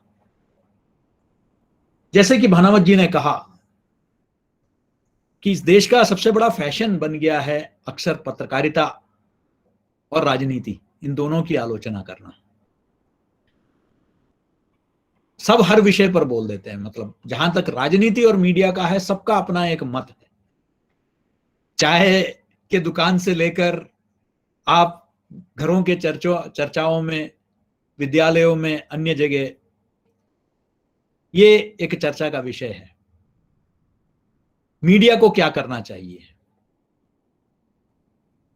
क्योंकि शायद मीडिया हर परिवार को, हर व्यक्ति को छूता है कहीं ना कहीं। और डिजिटल मीडिया के आने के बाद, तब तक तो कम से कम ये था कि जो साक्षर लोग हैं वही अखबार पढ़ सकते हैं और जिनके पास थोड़ा बहुत आय है वही टेलीविजन खरीद सकते हैं। लेकिन आज हम देखते हैं गरीब से गरीब व्यक्ति भी प्रयास करता है कि उसके पास एक मोबाइल फोन हो, वो भी एक स्मार्टफोन हो। वो एक एस्पिरेशन लेवल हो गया है कि एक स्मार्टफोन होना चाहिए हर परिवार में। और उसके चलते आज शिक्षा, ऑनलाइन एजुकेशन, सारा कुछ और बहुत सारी सूचनाएं मनोरंजन का एक साधन बन गया है। तो आज मीडिया की पहुंच गांव-गांव, घर-घर तक पहुंच गया है। और ऐसे में जाहिर है कि मीडिया के बारे में राय भी बहुत कुछ है। कई लोगों का इस वक्त मानना है कि मीडिया जो है, मीडिया ने आतंक फैला रखा है, एक डर का माहौल बना दिया है, खौफ का माहौल बना दिया है। कुछ डॉक्टरों को तो मैंने चैनलों में सबको सलाह देते हुए देखा है कि टीवी मत देखा करें, ज्यादा मत देखा करें, आप खबरों को मत सुना करें, सोशल मीडिया मत देखा करें। लेकिन ये एक हकीकत है कि आज जितनी भी जागरूकता आई है इस देश में, उसमें बड़ी अहम भूमिका मीडिया की रही है। चाहे मास्क को लेकर हो, सोशल डिस्टेंसिंग को लेकर हो, सैनिटाइजेशन को लेकर है, मीडिया ने बहुत अहम भूमिका निभाई है। लगभग हर चैनल में डॉक्टरों से बातचीत होती है, क्योंकि ये एक ऐसी बीमारी है जिसके बारे में पूर्ण जानकारी शायद बड़े बड़े विशेषज्ञों के पास भी नहीं है। आज भी नए नए पहलू उभर कर आए हैं। अब नया चला है ब्लैक फंगस, नए नए रोज नित्य नए एक प्रकरण होता है, फिर कुछ और सुनाई देता है। वैक्सीनेशन के बारे में सुनाई देता है, टीकाकरण के बारे में, बच्चों को संक्रमित होने वाला है, थर्ड वेव होने वाला है, कुछ भी क्लियर नहीं है। बहुत ही एक अस्पष्ट स्थिति है। ये शायद विश्व के सामने बहुत बड़ी चुनौती है कि हम एक ऐसे बीमारी से हम लोग जो है आज डील कर रहे हैं, जिसके बारे में इवन बड़े बड़े विशेषज्ञों को बहुत ज्यादा जानकारी नहीं है। रोज अनुभव के आधार पर सीखते हुए लोग उसमें से कुछ निष्कर्ष पर पहुंच रहे हैं, और कभी कभी वो बदल भी देते हैं, निष्कर्ष भी बदल रहे हैं। शायद जो 3 महीने पहले 6 महीने पहले कहा जा रहा था वो अब कुछ और तरीके से देखा जा रहा है। कई दवाइयों का प्रतिक्रिया देख रहे हैं, तो इसलिए शुरुआत में जिन जिन दवाइयों के बारे में बताया गया अब उनके बारे में पुनर्विचार हो रहा है। तो वी आर इन, जिसे कहते हैं कि वो ट्रायल एंड एरर, उसी प्रकार से हम सीख रहे हैं पूरे चीज को। ऐसे में चुनौती और मीडिया के लिए विशेषकर बन जाती है, क्योंकि मीडिया कर्मी यही प्रयास करता है कि जो दर्शक है, पाठक है, उस तक सही सूचना पहुंचे।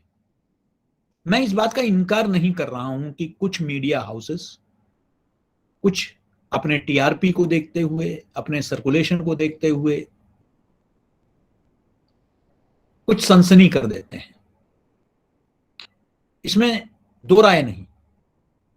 और लेकिन ऐसा कौन सा पेशा है जो अपने आप को बढ़ाने के लिए कुछ नहीं करता है?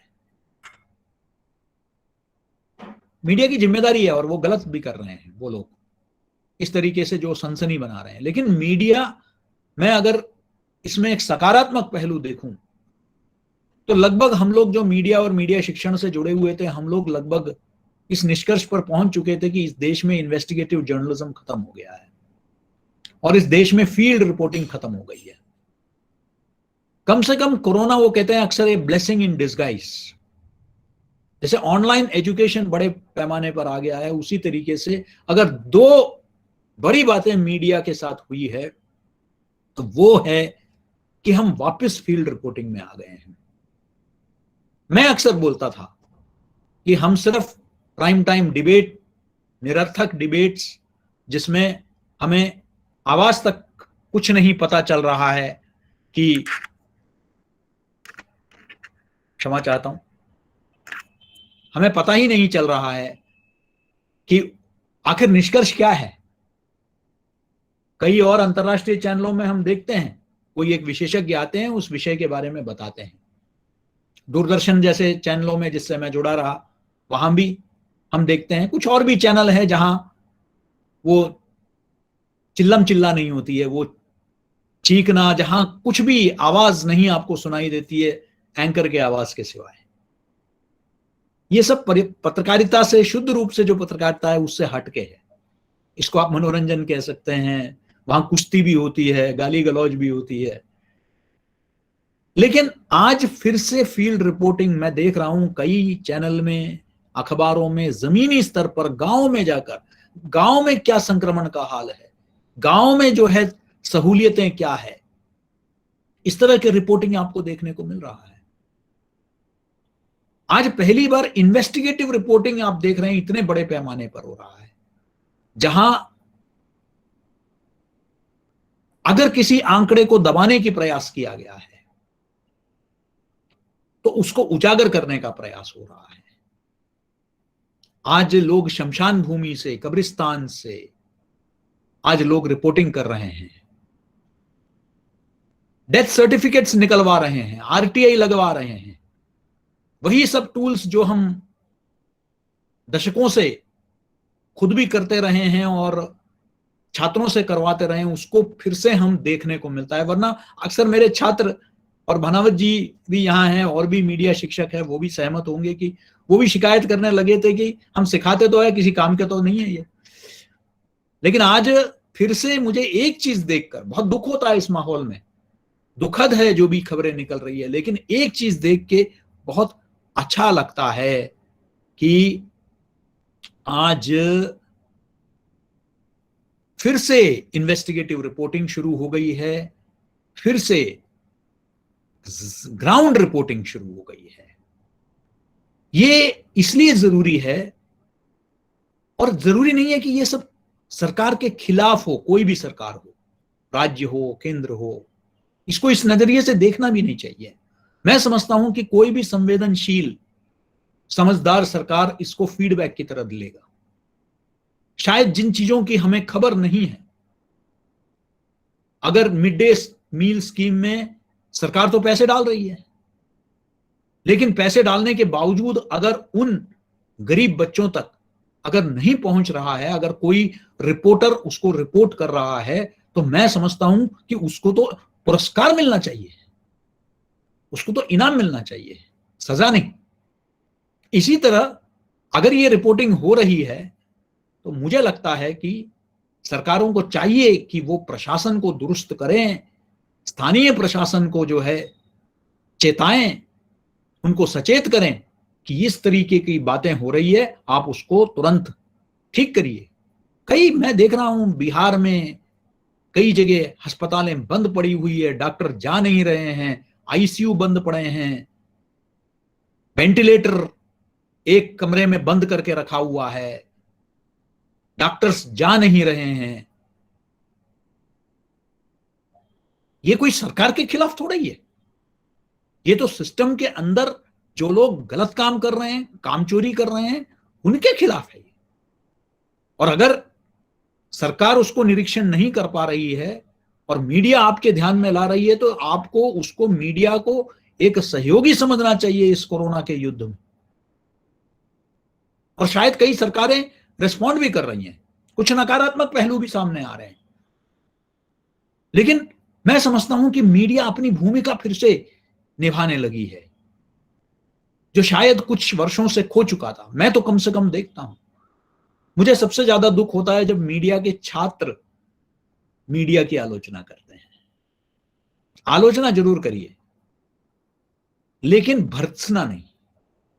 आत्मनिंदा जो है उससे आपके अंदर हीन भावना पैदा होगा।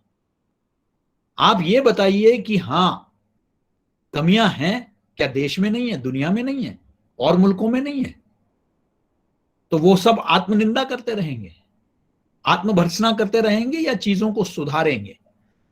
सवाल यह है कि आलोचना सकारात्मक है या नहीं। सकारात्मक का मतलब यह नहीं है कि तारीफ करना। आलोचना कर रहे हैं तो उस आलोचना के पीछे नियत क्या है, उद्देश्य क्या है? चीजें सुधरें, जनहित में हो चीजें। इस बात को राजनीतिक मकसद से जो आलोचना की जाती है, वैचारिक उद्देश्य के साथ जो की जाती है, वो प्रेरित है, मोटिवेटेड जिसको कहते हैं। लेकिन अगर प्रेरणा जनहित है और उसको सुधारना है और अच्छा काम हो रहा है सरकार द्वारा, अधिकारियों द्वारा, तो उसको भी पीठ थपथपाने की जरूरत है। मात्र गाली गलौज करना नहीं है। भाषा में संतुलन है या नहीं, भाषा में संयम है या नहीं। पत्रकारिता आक्रामकता की भाषा नहीं बोलती है। पत्रकारिता में जो है संयम की भाषा है, संतुलन की भाषा है। मीडिया का काम समाज को सूचित करना और शिक्षित करना ही नहीं, प्रेरित करना भी है। वो सामाजिक दायित्व तो हम लोग निभा रहे हैं या नहीं, इस पर भी सोचना है। मात्र सरकारों की आलोचना करना ही काफी नहीं है। सामाजिक दायित्व में वो अपनी जगह है, अगर गलतियां कर रहे हैं तो जरूर चेताने की जिम्मेदारी है, लेकिन समाज में किस तरह का संदेश हम दे रहे हैं? क्या समाज को पूरी तरह मायूस करना, समाज के अंदर एक नकारात्मकता पैदा करना, समाज की जो आत्मशक्ति है उसको कमजोर करना? ये भी तो, इतना भी तो नहीं होना चाहिए। मैं अक्सर कहता हूं कि गांधी जी के 3 बंदरों के बारे में बताते हैं हम लोग। एक, बुरा मत सुनो, बुरा मत बोलो, बुरा मत कहो और बुरा मत देखो। लेकिन ये नहीं देखा तो हमारे लिए दिक्कत हो जाएगी मीडिया में। हमें तो बुरा भी देखना है, हमको बुरा सुनना भी है और जरूरत पड़ने पर बुरा बोलना भी है। लेकिन मैं तो इतना ही संशोधन चाहता हूं कि अच्छा भी सुनो, अच्छा भी देखो, अच्छा भी बोलो। हमारे समाज में बिल्कुल निस्वार्थ भावना से न जाने कितने मंदिर, गुरुद्वारे, मस्जिद और न जाने कितने स्वयंसेवी संगठन निस्वार्थ भावना से। मैं अभी कुछ दिन पहले टीवी में देख रहा था, जहां परिवारजन हाथ लगाने के लिए तैयार नहीं थे, वहां स्वयंसेवी संस्थाएं जाके जो है उन शरीर, जो पार्थिव शरीर है परिवारों के, उनको वो अंतिम संस्कार कर रहे हैं, भोजन खिला रहे हैं। यही नहीं, एक संस्था में कुछ युवाओं को मैंने देखा कि वो जो शमशान भूमि में जो कार्यरत जो कर्मचारी है, जिनका काम इतना बढ़ गया है और वहीं शमशान भूमि में ही वो सोते भी हैं, उन गरीब कर्मचारियों तक खाना पहुंचाना, उनको सैनिटाइजेशन दिलाना, उनको मास्क दिलाना, उनको पीपी किट्स दिलाना, उस दिशा में काम कर रही है। ये समाज की अपनी शक्ति है। सब कुछ हम सरकार पर निर्भर करके इस समाज ने कभी जिया ही नहीं है। ये नया मॉडल है जहां हम कहते हैं कि सब कुछ सरकार को करना है, मेरे घर की सफाई भी सरकार को करना है। हमारे एक परंपरा रही है, कई राज परिवारों का राज सत्ता रही है, तो क्या लोग अपने आप नहीं जीते थे? अपना सारा व्यवस्थाएं खुद करते थे। सरकार को जिम्मेदारी तय करना होगा, सरकार की जवाबदेही है, लेकिन हमारी अपनी भूमिका भी है। सरकार ने लॉकडाउन नहीं किया, वो सरकार की गलती, लेकिन मैं कोरोना के बारे में जानते हुए भी बगैर मास्क पहने बाहर मिलना जुलना, पार्टी करना, घूमना फिरना, मॉल जाना, अगर मैं सामान्य जीवन जीने लग गया तो उसके लिए सरकार दोषी है क्या? हाँ, उन्होंने तो सिनेमाघर खोल दिया था इसलिए मैं गया था, कमाल है। मतलब ये तो वही बात हो गई कि पहाड़ है, नदियां हैं, इसलिए मैं कूद गया, आत्महत्या मैंने कर लिया। तो ये तो आपके ऊपर है, आपकी जागरूकता कहां चली गई? और इसी जागरूकता को जगाने की भी जरूरत है। हम ये कहें कि समाज की कोई भूमिका नहीं है, तो इतने लोग जो हजारों की तादाद में निकल रहे हैं, लोगों को दवाई घर पे पहुंचा रहे हैं, सब कुछ कर रहे हैं, ये हमारा एक सोशलिस्ट जो समाजवादी परंपरा रही है, उसी का कहीं ना कहीं एक फॉल आउट है कि हम ये उम्मीद करते हैं कि सब कुछ सरकार करे। सरकार की जिम्मेदारी एक मैक्रो लेवल पर और माइक्रो लेवल पर हमारी अपनी जिम्मेदारियां हैं। एक नागरिक के नाते, एक शिक्षित नागरिक के नाते हम सबकी अपनी अपनी जिम्मेदारियां हैं, उसको भी हमें निभाने की जरूरत है। क्या हम अपना ड्यूटी कर रहे हैं या नहीं?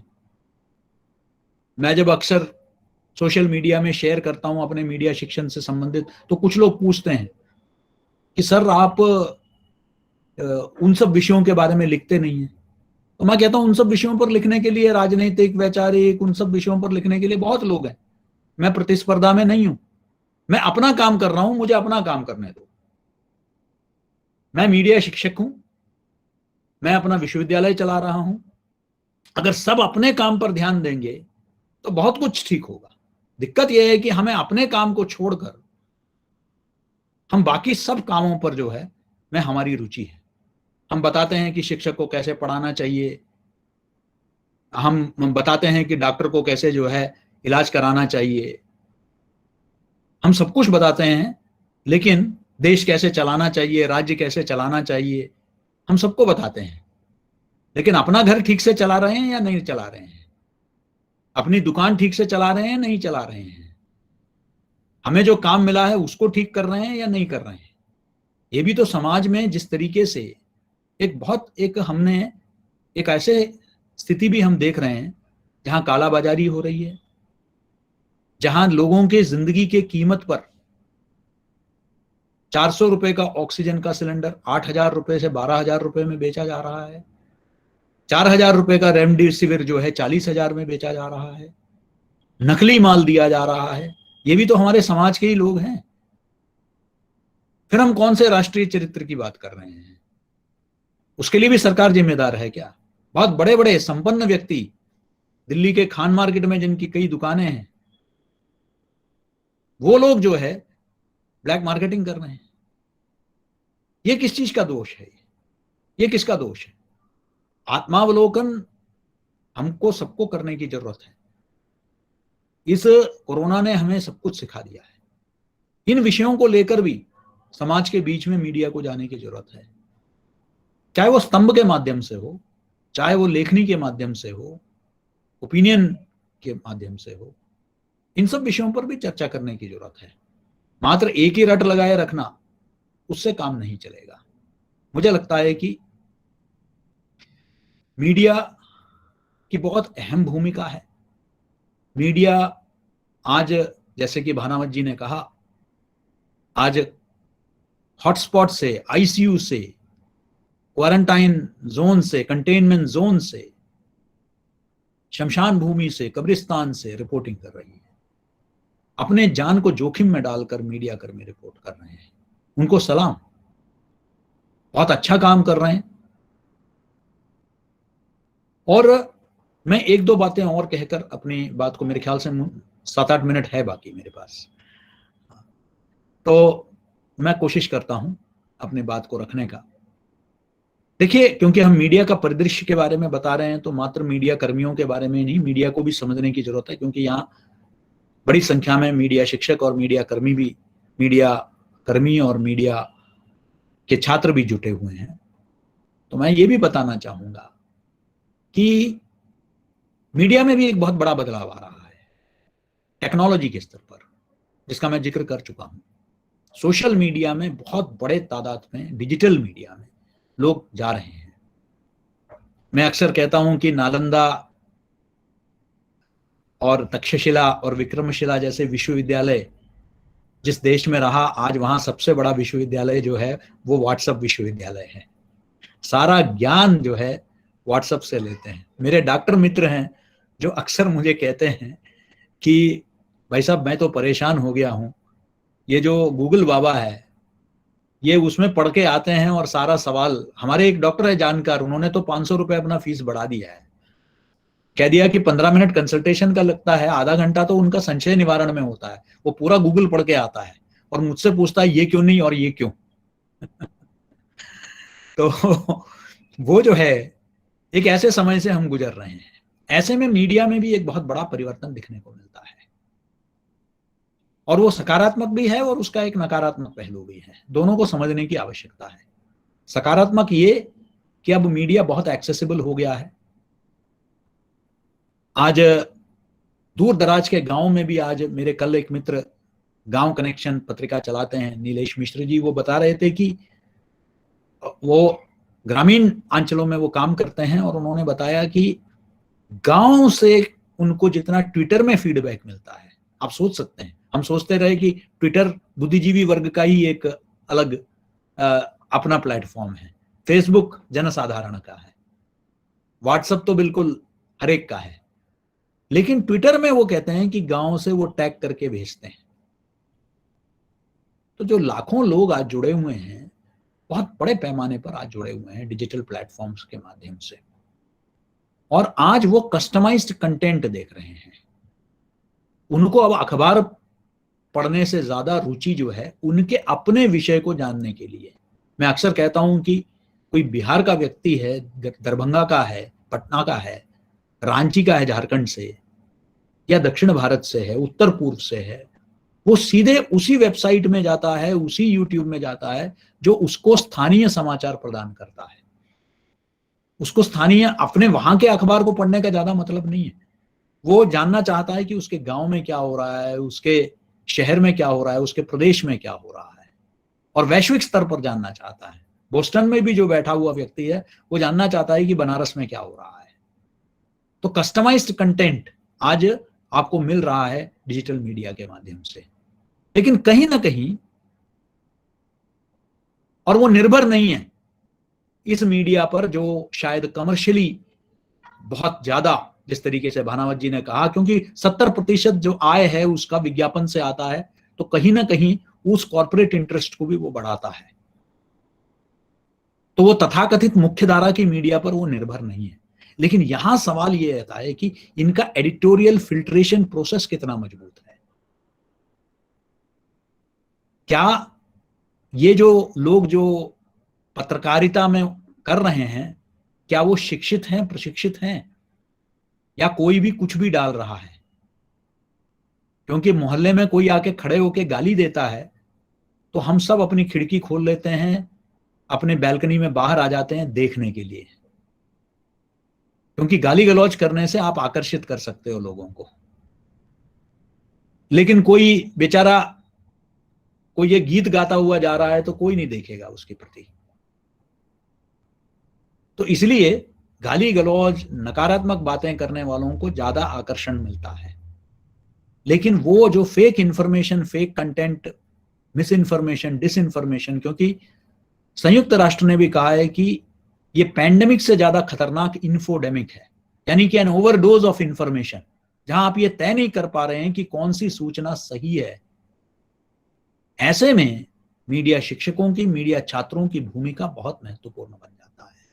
मीडिया की अपनी सीमाएं हैं, कुछ जरूर वायरल सच और कुछ हकीकत को सामने लाने का प्रयास करते हैं, कुछ पीआईबी जैसे संस्थाएं हैं जिनका फैक्ट चेक के हैंडल है। लेकिन मैं समझता हूं हम सब की जिम्मेदारी बनती है कि कोई भी व्हाट्सएप को फॉरवर्ड करने से पहले, कोई भी सोशल मीडिया में किसी कंटेंट को शेयर या लाइक करने से पहले कि वो लाइक के लायक है या नहीं, क्योंकि हम शायद एक लाइक या शेयर करने से 5000 लोगों तक पहुंच देते हैं, जो शायद एक अखबार का एडिटोरियल नहीं पढ़ा जाता, मुश्किल से 5000 लोग पढ़ते होंगे, लेकिन वो हम कर लेते हैं। इस बात को हमें ध्यान रखने की जरूरत है। इसलिए मैं हमेशा कहता रहा हूं, समय आ गया है अब मीडिया लिटरेसी का। राष्ट्रीय स्तर पर नेशनल मीडिया लिटरेसी मिशन की आवश्यकता है, जो आज पूरे स्कूली स्तर से लेकर उच्चतम शिक्षा तक मीडिया लिटरेसी न सिर्फ मीडिया के छात्रों के लिए बल्कि सभी छात्रों के लिए, यह मीडिया है क्या, मीडिया को समझने की आवश्यकता है, इसका इकोनॉमिक्स क्या है, इसके पीछे क्या टेक्नोलॉजी क्या काम करती है। तभी वो जो गांव का अशिक्षित व्यक्ति है वो समझ पाएगा कि कोई वीडियो को डिस्टॉर्ट किया गया है, मैनिपुलेट किया गया है, कोई पिक्चर को मॉर्फ किया गया है, किसी अफगानिस्तान का या इराक ईरान का कोई तस्वीर को जो है कश्मीर का तस्वीर या छत्तीसगढ़ का तस्वीर करके दिखाया जाता है। ये वो तभी समझ पाएगा जब उसको उसकी प्रशिक्षण दी जाएगी। तो चुनौतियां भी है लेकिन ये अवसर भी है। आज जैसे मैंने कहा कि इन्वेस्टिगेटिव रिपोर्टिंग, फील्ड रिपोर्टिंग, मैं उम्मीद करता हूं कि ये एक अस्थाई एक फेज नहीं होगा। ये जो वापस लौट के आया है ये आगे भी इस कोरोना के इस महामारी के जाने के बाद भी हम जो है वो जो ग्राउंड रिपोर्टिंग जिसको हम खो चुके थे, जो ग्रामीण स्तर पर जो दबे कुचले जो आवाज है, मैं अक्सर कहता हूं कि मीडिया का काम जो है हम सबका जो है वो जो it has to become the voice of the voiceless. हमें आवाज बनना है जिनकी आवाज कहीं सुनाई नहीं देती है। मुझे लगता है कि ये इसके सकारात्मक पहलू है, क्योंकि हमको हमेशा काले बादलों के बीच में कहीं ना कहीं एक उम्मीद के किरण को देखने की आवश्यकता है और वही हमको जिंदा रखेगी। मैं अंत में बधाई देना चाहूंगा सुबोध कॉलेज को, क्योंकि बहुत कम ऐसे महाविद्यालय हैं जो कभी कभी विश्वविद्यालयों से ज्यादा बेहतर काम कर लेती हैं, जो अपना एक पहचान बना लेती हैं। और सुबोध कॉलेज उन संस्थाओं में से है जिन्होंने अपना एक विशिष्ट पहचान बनाई और अपना एक अकादमिक स्तर को बनाए रखा है, जिसके कारण उसको मात्र राजस्थान में नहीं अपितु पूरे देश में सम्मान की नजर से देखा जाता है। वाकई मेरे लिए ये सौभाग्य होगा कि कभी आगे चलकर जयपुर में इतने मित्र हैं उनसे भी मिलूं और सुबोध कॉलेज में भी आऊं। ये उम्मीद है कि जल्दी से जल्दी हम इसे कर पाएंगे, लेकिन आपने इस अवसर पर मुझे ऑनलाइन के माध्यम से आपसे जुड़ने का, आपसे कुछ बातें साझा करने का एक अवसर दिया, इसके लिए मैं कृतज्ञ हूँ आपका, संजीव भानावत जी का और सभी मित्रों का। आप सबको बहुत बहुत धन्यवाद। Thank you, sir. Thank you very much, sir. Thanks a lot. And for your appreciation also, sir. And we are very grateful to listen you, sir. धन्यवाद सर, आपके सरल सहज व्यक्तित्व के आगे हम नतमस्तक हैं। आपने निश्चित रूप से आज के सत्र के विषय को बहुत स्पष्ट कर दिया और आपके ही शब्दों में कहना चाह रही हूँ कि कंटेंट इज किंग। मैंने सुना था अभी कुछ दिन पहले, कंटेंट इज किंग। सभी कुछ है, सकारात्मक पत्रकारिता आज के समय की बहुत बड़ी मांग है और आपने अपना अमूल्य समय हमें दिया, उसके लिए हम आपके बहुत आभारी हैं, कृतज्ञ हैं। भविष्य में यदि अवसर मिला तो यही कामना रहेगी कि आप हमारे महाविद्यालय में पधारें और हम आप जैसे महानुभावों का अभिनंदन कर सकें। Thanks. Anybody, any questions, sir? Aparna ma'am, मैं आपको बताना चाहूंगी हमारे कल के गेस्ट राजीव गुप्ता सर भी हमारे साथ जुड़े हुए हैं इस वक्त। हाँ, स्वागत है सर आपका।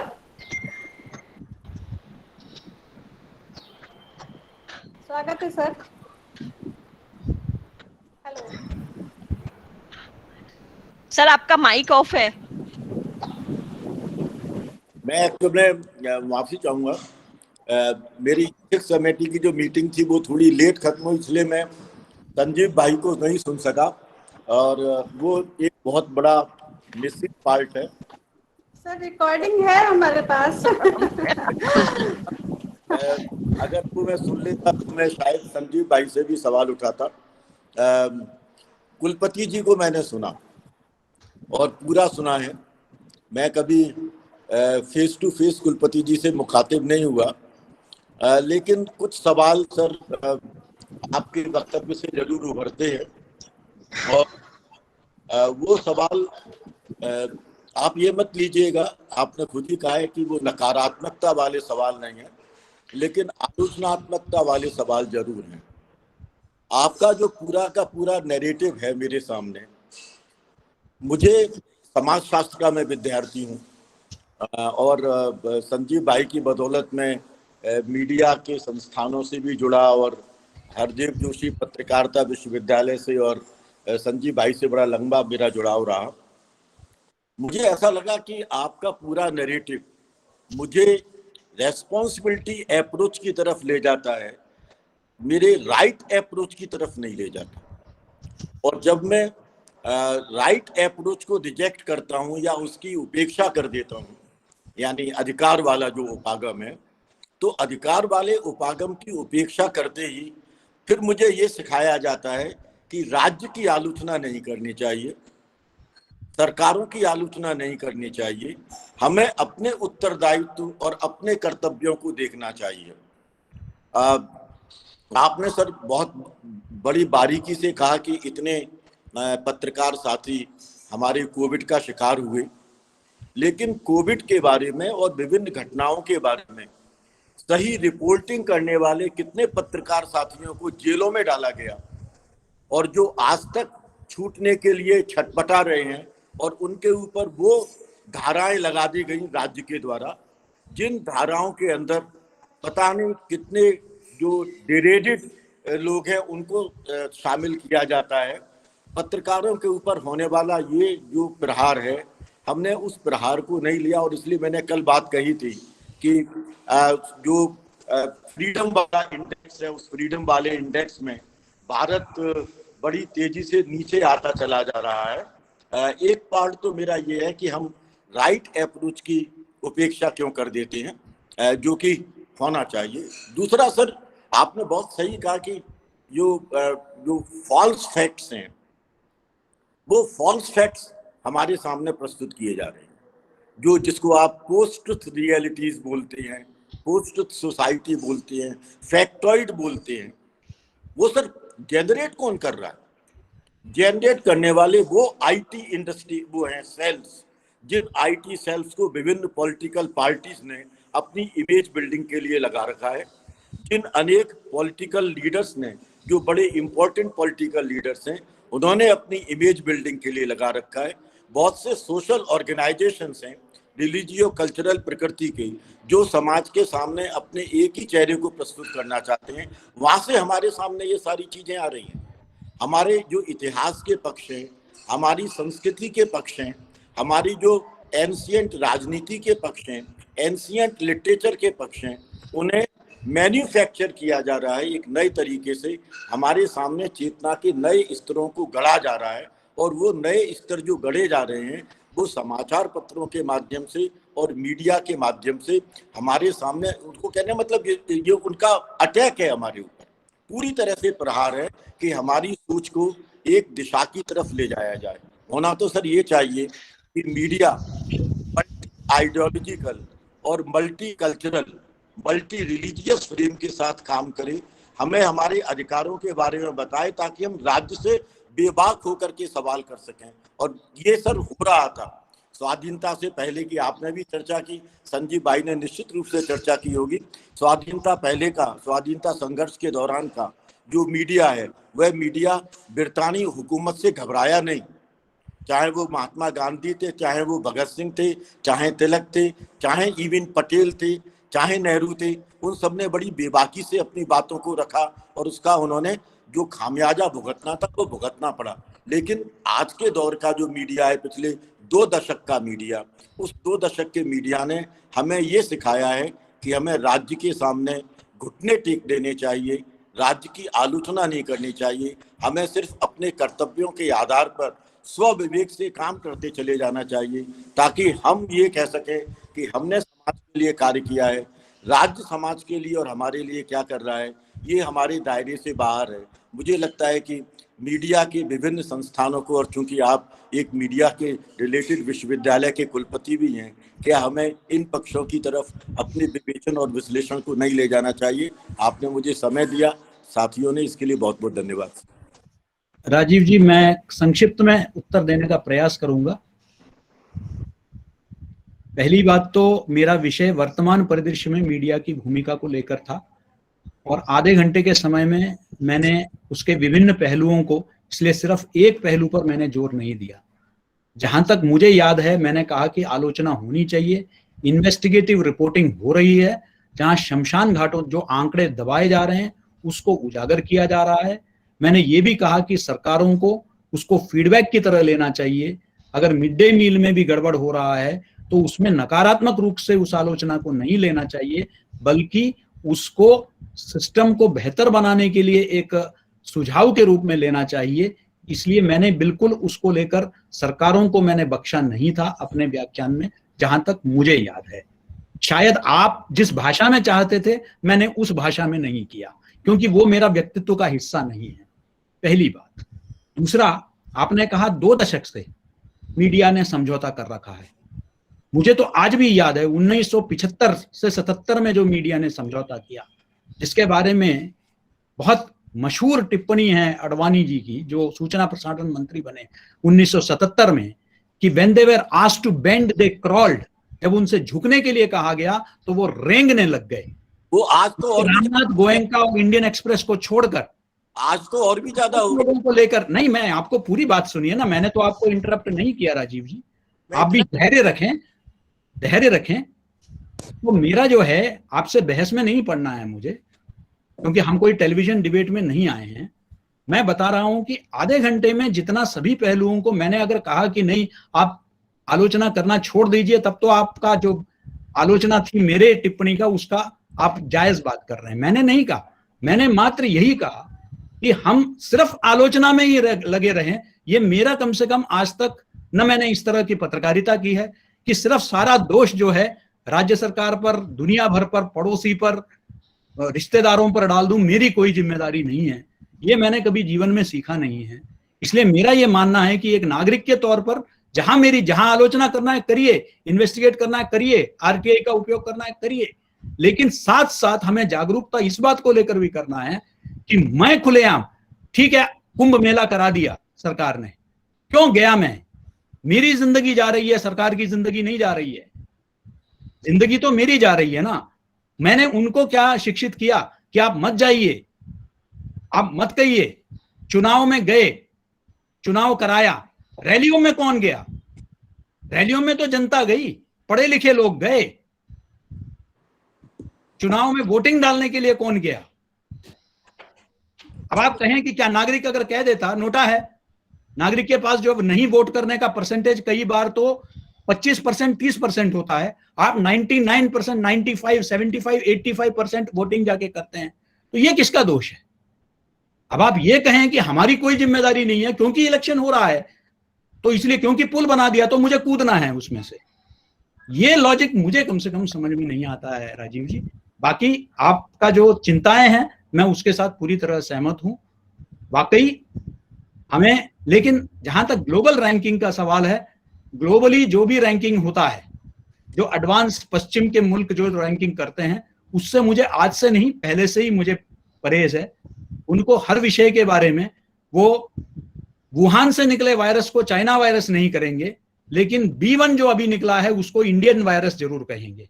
तो ये जो एक पक्षपात मीडिया, वेस्टर्न मीडिया का रहा है, ये भी एक हकीकत है कि उनको, भारत को हमेशा एक लैंड ऑफ स्नेक चार्मर्स, एक मुल्क जहां अंधविश्वास है, जहां लोग कोरोना देवी की पूजा करते हैं, उसी तरीके से उनको प्रस्तुत करना है। वो ये भी एक हकीकत है, इसको भी समझने की जरूरत है। जहां तक सोशल मीडिया का है, अंत में मैं इतना कहूंगा, ये भी एक हकीकत है कि इसमें कोई दो राय नहीं। आप जो कह रहे हैं कि कई पार्टियों के, राजनीतिक दलों के IT सेल और बाकी सब काम करते हैं, लेकिन आप चाहे किसान आंदोलन ले लीजिए या कोई और मुद्दा ले लीजिए, ये तो ऑफिशियली हर जगह से ये साबित हो चुका है कि विदेशी मुल्कों के जो हैंडल्स हैं वो भी इस दिशा में काम कर रहे थे। क्या आप इसको नकार सकते हैं क्या? ये भी एक हकीकत है। मैं 2-3 मिनट चाहूंगा आपसे, सिर्फ ऑर्गेनाइजर से। सर मैंने पहले भी कहा ना कि आपने सिर्फ रेस्पॉन्सिबिलिटी फ्रेम के तहत हमसे बात की है। चुनाव हुए सर, की बात भी सर, चुनाव हुए, किसने डिक्लेयर किए? कौन से मंत्री गए वहां पर, कौन से राजनेता गए, उनकी क्या आलोचना की हमने? जो करनी चाहिए, कौन मना कर रहा है? सर ना करनी चाहिए, मैं टोटली एग्री करता हूं आपसे। मैंने तो जो कुंभ मेला हुआ, उस कुंभ मेले के जो पोस्टर्स थे, उन पोस्टर्स के ऊपर प्रधानमंत्री और मुख्यमंत्री के फोटोग्राफ्स थे, जो वहां पर कुंभ के मेले के अंदर उनको आमंत्रित कर रहे थे कि आप हमारे यहाँ आइए क्योंकि ये पवित्र है। सर जनता जो है ना, अगर आप तो सर कुलपति हैं और मीडिया के विशेषज्ञ हैं, जो जनता का यहाँ का सामाजिक सांस्कृतिक धार्मिक चरित्र है, उस सामाजिक सांस्कृतिक धार्मिक चरित्र की समझ को ध्यान में रख करके राज सत्ता अपने प्रयासों को मूर्त रूप देती है और उन मूर्त रूप में जनता को फंसा करके फिर उन प्रक्रियाओं की तरफ ले जाती है जिनसे कि उनकी हेजीमनी और उनका अपना डोमिनेशन बना रहे।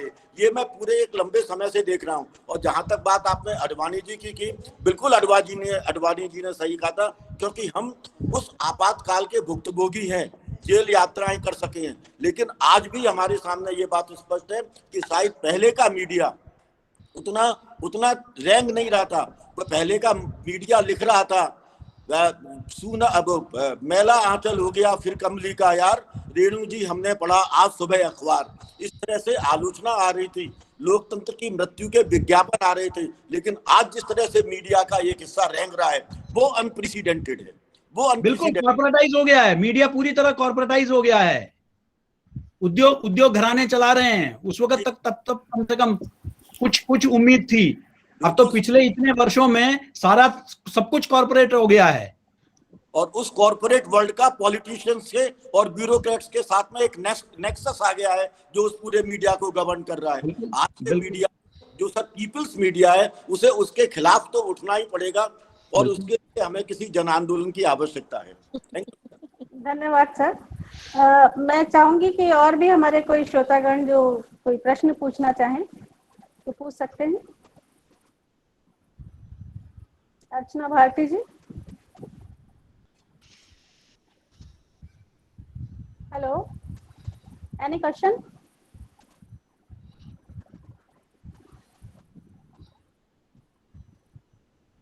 तो कितना ही विरोधाभास हो, लेकिन मैं कहना चाहती हूँ कि वर्तमान परिदृश्य में मीडिया की भूमिका में आज हमारा दूसरा सत्र बहुत सफलतापूर्वक संपन्न हुआ है और यह तथ्य सामने आए हैं कि पत्रकारिता होनी चाहिए, लेकिन सकारात्मक होनी चाहिए। देश के विकास और उन्नति में निश्चित रूप से पत्रकारिता लोकतंत्र का चौथा स्तंभ है और यह बात अक्षरतः सत्य है। धन्यवाद सर। मैं पुनः सुबोध महिला महाविद्यालय के संयोजक श्री आर.सी. जैन साहब, महाविद्यालय की प्राचार्य डॉक्टर रेणु जोशी मैम, हमारे मुख्य विशिष्ट अतिथि महाविद्यालय की कंप्यूटर विभाग की सभी व्याख्याताएं एवं प्रत्यक्ष और अप्रत्यक्ष रूप से जिन्होंने कार्यक्रम को सफल बनाया, उन श्रोताओं को बहुत बहुत हृदय से आभार व्यक्त करती हूँ, धन्यवाद देती हूँ। जय हिंद, जय Bharat. Thank you. All the participants are informed that feedback form is there in the chat box. Kindly fill for the certificates. And thank you so very much, sir, for giving a very impressive session, and very grateful to listen you all, Suresh sir and Sanjeev Bhanawat, always been listening you, and Rajiv sir, thank you very much for taking out the time, precious time for us, sir, and for giving this knowledge. Thank you very much.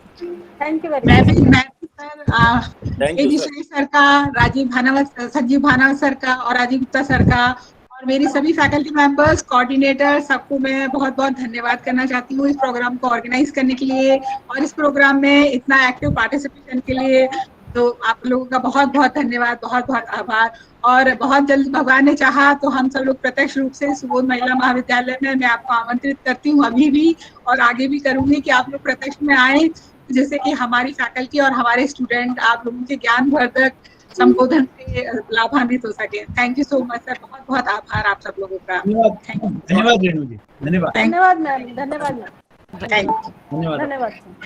Thank you.